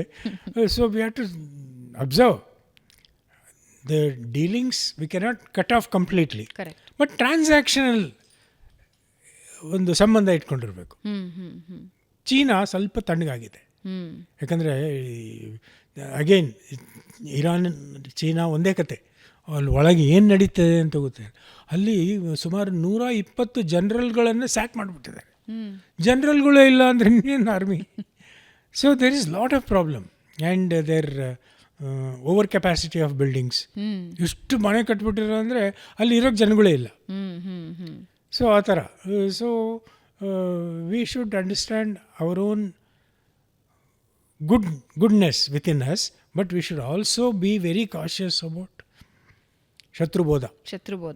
ಭಾಳ ಇಂಪಾರ್ಟೆಂಟ್. ನನ್ನ ಮುಂದಿನ ಪುಸ್ತಕ ಅದೇ, ಶತ್ರುಬೋಧ. Okay, final question. ಈ ಯುದ್ಧದ ಸನ್ನಿವೇಶದಿಂದ ಸಿಲಿಕಾನ್ ವ್ಯಾಲಿಯಾದ ಬೆಂಗಳೂರಿನಂತಹ ನಗರಗಳಿಗೆ ಇಫೆಕ್ಟ್ ಆಗುತ್ತಾ? ಹೌದು, ಪರೋಕ್ಷವಾಗಿ ಎಫೆಕ್ಟ್ ಆಗುತ್ತೆ. ಈಗ ನೋಡಿ, ನಿಮಗೆ ನೆನಪಿರ್ಬೋದು, ಆಪರೇಷನ್ ಸಿಂಧೂರ್ ಆಗೋಕ್ಕಿಂತ ಮುಂಚೆ May 5th ಒಂದು ಎಕ್ಸರ್ಸೈಸ್ ನಡೀತು ಬೆಂಗಳೂರಲ್ಲಿ. ಎಕ್ಸರ್ಸೈಸ್ ಅಭ್ಯಾಸ್, ಆಪರೇಷನ್ ಅಭ್ಯಾಸ್ ಅಂತೇಳಿ. That is the interaction between military and the civil defence. So it opened up the gate for interaction. But ಇಲ್ಲಿ ಏನಾಗಿದೆ ಅಂದರೆ, ಸಿಲಿಕಾನ್ ವ್ಯಾಲಿ ಪರ್ಟಿಕ್ಯುಲರ್ ಆಗಿ ನೀವು ಹೇಳಿದ್ರಿಂದ the people will start coming back to India. Definitely going by what is happening. Not only that is situational ಅಲ್ವಾ sir? ನಾಳೆ ಸರಿ ಹೋಗುತ್ತೆ ಅಂತ ಹೇಳಿದ್ರೆ they will go back again. No, added to that artificial intelligence wear jobs are being lost. ಈಗ ನಮ್ಮದು main ಅಮೆರಿಕಾದಲ್ಲಿ service sector. ಹೌದು, we are not manufacturing sector anymore. So will have to get back to manufacturing sector. So AI ಆ ಮಟ್ಟಿಗೆ effect ಮಾಡುತ್ತೆ. ಅಷ್ಟು job loss ಆಗ್ತಾ ಇದೆ. Your own friends circle you will get to know, ಅವರು ಬರ್ತಾ ಇದ್ದಾರಾ, ಇವರು ಬರ್ತಾ ಇದ್ದಾರಾ ಅಂತೇಳಿ. It may not effect immediately, but it will definitely take its toll. So ನಾವು we should be ready to give them opportunity to continue what they were expert in ಅಂತ ಹೇಳಿ. So again the same crisis management ಮಾಡಿದ್ರೆ we will have a better output of the talent that migrated to those countries. ಈಗ ಯುದ್ಧದಲ್ಲಿ ಹೊರಗಡೆಯಿಂದ ನೋಡ್ತಾ ಇದ್ರೆ sir, finally ಹೇಳೋದಾದ್ರೆ ಯಾರು ಮೇಲುಗೈ ಸಾಧಿಸ್ತಾ ಇರೋದು, ಯಾರು ಲಾಸ್ಟ್ ಈ ಕ್ಷಣಕ್ಕೆ? ನನಗೆ ಹಾನೆಸ್ಟಾಗಿ ಹೇಳಬೇಕು ಅಂದರೆ, which is I don't like it also, Iran. ಯಾಕಂದರೆ let's take one by one. Israel ಅವ್ರೇನು ಮಾಡಿದ್ದಾರೆ ಅಂದರೆ, ಈಸ್ ಬಿಕಮ್ ಟೂ ಆ್ಯಂಬಿಷಿಯಸ್. ಇದೇ ಸರಿಯಾದ ಟೈಮು ಅಂತೇಳಿ ಹಿಜ್ಬುಲ್ಲಾನ ಹೊಡೆಯೋಕ್ಕೆ ಶುರು ಮಾಡಿಬಿಟ್ಟಿದ್ದಾರೆ. ಅಲ್ಲೊಂದು ಟೈಗ್ರಿಸ್ ರಿವರ್ ಅಂತ ಇದೆ. ಆ ರಿವರಿನ ದಕ್ಷಿಣಕ್ಕೆ ಯಾರೂ ಇರಬಾರ್ದು, ಲೆಬನೀಸ್ ಇರಬಾರ್ದು. ಲೆಬನೀಸ್ ಸ್ಲೀಪರ್ಸಲ್ಲಿ ಇಟ್ಕೊಂಡಿರೋದು ಹಿಜ್ಬುಲ್ಲಾದವರು. ಅವ್ರನ್ನ ಬೆದರಿಸಿ ಇಟ್ಕೊಂಡಿರೋದು ಹಿಜ್ಬುಲ್ಲಾದವರು. ಸೊ ಆ ಒಂದು ಎಕ್ಸ್ಪ್ಯಾನ್ಷನಿಸ್ಟ್ ಏನಿದೆ, it will cost him very dearly to Netanyahu. ಅಷ್ಟೊಂದು ಮಾಡಬಾರ್ದಾಗಿತ್ತು. ಇಟ್ಸ್ ಓಕೆ, ಒಂದು ಬಫರ್ ಝೋನೇ ಬೇಕಾಗಿದ್ದರೆ ಒಂದು 5 ಕಿಲೋಮೀಟರ್ ಬಫರ್ ಝೋನ್ ಮಾಡ್ಕೋಬೋದು. 30 ಕಿಲೋಮೀಟರ್ ಬಫರ್ ಝೋನ್ ಹೆಂಗೆ ಸಾಧ್ಯ? What about those civilians? Correct. You can't do massacre of innocent civilians. Just ಅದರಲ್ಲಿ ಜ್ಯೂಸ್ ಕೂಡ ಇದ್ದಾರೆ, ಬಿಕಾಸ್ ಬಾರ್ಡರಿಂಗ್ ಅಲ್ವಾ.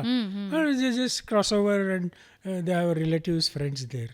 ಸೊ ಇದು ಭಾಳ ದೊಡ್ಡ ತಪ್ಪು. ಆಮೇಲೆ 15,000 ಜನ ಶಾರ್ಟ್ ಫಾಲ್ ಆಫ್ ಸೋಲ್ಜರ್ಸ್. ಇನ್ನು ವಾಲಂಟಿಯರ್ ಸಿಸ್ಟಮ್ ಇದೆ, ಕಂಪಲ್ಸರಿ ಮಿಲಿಟರಿ ಸಿಸ್ಟಮ್ ಇದೆ. ಆದರೂ they are not full time soldiers. Correct. They come for set of operations and they go back. So ಅದು ಒಂದು. ಇನ್ನೊಂದು ಈ ಹೂತಿಗಳು ಸುಮ್ಮನೆ ಇದ್ದರು. ಜನವರಿನಲ್ಲಿ ಅಮೆರಿಕ ಅವ್ರನ್ನ ಚೆನ್ನಾಗಿ ಥಳಿಸ್ಬಿಟ್ಟು ಆಮೇಲೆ ದುಡ್ಡು ಕೊಟ್ಟು ಸುಮ್ಮನೆ ಮಾಡಿದ್ರು. ಇನ್ಮೇಲೆ ತಂಟೆಗೆ ಬರಬೇಡ್ರಿ, ಯಾಕಂದರೆ ಇಸ್ರೇಲಿಗೂ ಮತ್ತು ಯಮನ್ಗೂ 2300 ಕಿಲೋಮೀಟ್ರು. ಅವರು ಮಿಸೈಲ್ ಹೊಡೆದ್ರೆ it was to go over Saudi Arabia, ಅಲ್ಲೇ ಬಿದ್ದುಬಿಟ್ರೆ ಮುಗೀತು ಅವ್ರದ್ದು ಕತೆ. ಸೊ ಅದಕ್ಕಾಗಿ ಸೌದಿ ಅರೇಬಿಯಾನು they are not encouraging Israel to ಕೆಣಕಬೇಡ್ರಿ ಇವ್ರನ್ನ. ಇವ್ರಿಗೆ ಬೇಕಾಗಿರೋದು, it's also very poor country. ಇವ್ರಿಗೆ ಬೇಕಾಗಿರೋ ದುಡ್ಡು ತಾನೇ, ಒಂದಿಷ್ಟು ದುಡ್ಡು ಆರ್ಗನೈಸ್ ಮಾಡಿಬಿಟ್ಟು ನಾವು ಕೊಡ್ತೀವಿ, ಅಮೆರಿಕದವರು ಕೊಡಲಿ, ಸುಮ್ಮನೆ ಮಾಡಬೇಡ ಅಂತೇಳಿ ಈಗ ಒಂದು 3 ದಿವಸದಿಂದ ಆ್ಯಕ್ಟಿವ್ ಆಗಿದ್ದಾರೆ. ಓಕೆ. ಬೇಸಿಕಲಿ ಅದೇ ಒಂದು ಬಾರ್ಗೇನ್ ಸಮ್ ಮನಿ ಅಷ್ಟೇ. ಅವ್ರ ಸೀರಿಯಸ್ನೆಸ್ ಏನಿಲ್ಲ. 2300 ಕಿಲೋಮೀಟ್ರ್ ಕ್ಷಿಪಣಿಗಳು ಇಟ್ಕೊಂಡಿದ್ದಾರೆ ಅಂದರೆ ಇನ್ನೂ ಇದೆ ಅವ್ರ ಹತ್ರ, to use it as a bargain tool. Hamas ಅದು ಬುಸು ಅಂತ ಒಳಗಡೆನೆ ಸುರಂಗದೊಳಗಡೆ ಕುತ್ಕೊಂಡಿದೆ. You don't know when it will come up again. ಯಾಕಂದರೆ ಇವರು ಡೈವರ್ಟ್ ಆಗಿದ್ದಾರಲ್ಲ, ಹೆಜ್ಬುಲ್ಲಾ ಕಡೆಗೆ ಡೈವರ್ಟ್ ಆಗಿದ್ದಾರೆ, ಇರಾನ್ ಕಡೆ ಡೈವರ್ಟ್ ಆಗಿದ್ದಾರೆ. ಸೊ ಈ ಕ್ಲೋಸರ್ ಟು ಈಜಿಪ್ಟ್ ಇರೋದ್ರಿಂದ we don't know how Egypt and Hamas will cooperate together and become. Egypt obviously soft hearted ಇದೆ, ಹಮಾಸ್. ಹೌದು. ರೈಟ್. ಹಾಗಾದ್ರೆ ಇದರಿಂದ ಲಾಭ ಸಿಕ್ಕಿರೋದು ಹುಚ್ಚನ ಮದುವೆಯಲ್ಲಿ ಉಂಡವನೇ ಜಾಣ ಅನ್ನೋ ಹಾಗೆ ರಷ್ಯಾಗೆ. ಎಕ್ಸಾಕ್ಟ್ಲಿ. ರಷ್ಯಾ ಮತ್ತು China laughing its way to the bank. ಅವ್ರು ಕೇಳೇ ಇರಲಿಲ್ಲ ಇದನ್ನು. ಎಲ್ಲಿ $57 ಒಂದು ಬ್ಯಾರೆಲ್ ಅಂತ ಕೊಡ್ತಿದ್ದರು, $110 more than double. Happy. Right. ಆದರೆ ಮುಂದಿನ ದಿನಗಳಲ್ಲಿ ಇದು ಯಾವ ಹಂತಕ್ಕೆ ತೊಗೊಂಡು ಹೋಗುತ್ತೆ ಅನ್ನೋದು ಒಂದಂತೂ ಡೆಫಿನೆಟ್ಲಿ ಒಂದು ಥ್ರೆಟ್ ಕೂಡ ಹೌದು. ಇರಾನ್ ಅಷ್ಟರ ಮಟ್ಟಿಗೆ ಆಯುಧಗಳನ್ನು ರೆಡಿ ಮಾಡಿಕೊಂಡಿದೆ ಅನ್ನೋದು. ಆಮೇಲೆ ಅವರು ಯುರೇನಿಯಂ ಎಷ್ಟು ಕೂಡಿಟ್ಕೊಂಡಿದ್ದಾರೆ ಅಂತ ಹೇಳಿದಾಗ ಅದರದ್ದು ಒಟ್ಟು ಟೋಟಲ್ ಅದು ಒಂದಿಷ್ಟು ನೋಡಿ. ಈಗ ಸದ್ದಾಮ್ ಹುಸೇನ್ ಇದ್ದಾಗ ಇರಾಕ್ ಮೇಲೆ is got weapon of mass destruction WMD ಅನ್ನೋ ಒಂದು ಪ್ರಳಂಭೂತವನ್ನು ಸೃಷ್ಟಿಸಿ ಕೊನೆಗೆ ಏನೂ ಸಿಗಲಿಲ್ಲ ಅವರಿಗೆ. ಓಕೆ. ದೀಪಾವಳಿ ಪಟಾಕಿನೂ ಸಿಗಲಿಲ್ಲ. There was nothing but it is narrative building. Okay. So ನನಗನ್ಸುತ್ತೆ ಅವರಿಗೆ ಒಂದು ವೆಪನ್ ಗ್ರೇಡ್ ಯುರೇನಿಯಂ 235A ಮಾಡೋದಿದ್ರೆ ಇಟ್ ಟೇಕ್ಸ್ ವೀಕ್ಸ್.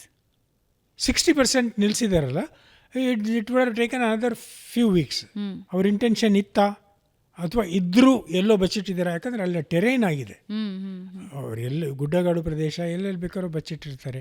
ಈಗ ನೋಡಿ, ನಾವು ಆಪರೇಷನ್ ಸಿಂಧೂರ್ ಟೈಮಲ್ಲಿ between India and Pakistan on 1st January we exchange information about nuclear assets. ಎಲ್ಲಿದೆ, ಏನಿದೆ, ವಾಟ್ ಈಸ್ ದ ರೋಲ್ ಅಂತೇಳಿ, ಅಬೌಟ್ ಸಿವಿಲ್ ಶಾಂತಿಪೂರ್ಣ. ಅಂದರೆ ನಮ್ಮ ಹತ್ರ ಎಷ್ಟಿದೆ ಅನ್ನೋದನ್ನ ಹೇಳ್ಕೊಳ್ಳೋದು, ಎಲ್ಲಿದೆ. But Iran ಹೇಳ್ಕೊಂಡಿಲ್ಲ. ಇಸ್ರೇಲ್ ಇದೆ ಅಂತಾನೂ ಹೇಳುತ್ತಿಲ್ಲ, ಇಲ್ಲ ಅಂತಾನೂ ಹೇಳುತ್ತಿಲ್ಲ. ಇಸ್ರೇಲ್ ಹತ್ರ ಎಷ್ಟಿದೆ ಅನ್ನೋದು ಯಾರಿಗೂ ಗೊತ್ತಿಲ್ಲ. ಬಟ್ ಇದೆ ಅವ್ರ ಹತ್ರ ಇದೆ. Right. Because they need compulsory ಅದು.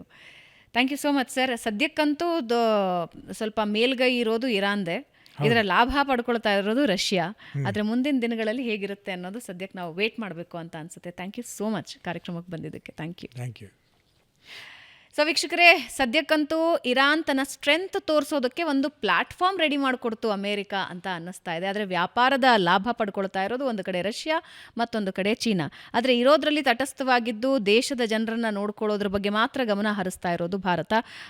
ಸರ್ ಹೇಳಿದ ಹಾಗೆ ಸಂಧಾನದಲ್ಲಿ ಭಾರತದ ವೇದಿಕೆ ಏನಾದರೂ ಸೃಷ್ಟಿಯಾದರೆ ನಿಜಕ್ಕೂ ವಿಶ್ವಕ್ಕೆ ಒಂದು ದೊಡ್ಡ ಸಂದೇಶ ಖಂಡಿತ ರವಾನೆ ಆಗುತ್ತೆ. ಆದರೆ ಸದ್ಯಕ್ಕಂತೂ ಇನ್ನೂ 1 ತಿಂಗಳು ಈ ಪರಿಸ್ಥಿತಿ ಮುಂದುವರಿಯುತ್ತಾ ಅನ್ನೋ ಪ್ರಶ್ನೆಯೊಂದಿಗೆ ಇವತ್ತಿನ ಪಾಡ್ಕಾಸ್ಟ್ ಮುಗಿಸ್ತಾ ಇದ್ದೀನಿ. ಮುಂದಿನ ವಾರ ಮತ್ತೊಬ್ಬ ಗಣ್ಯ ಅತಿಥಿ ಜೊತೆ ನಿಮ್ಮನ್ನು ಭೇಟಿ ಆಗ್ತೀನಿ. ನಮಸ್ಕಾರ.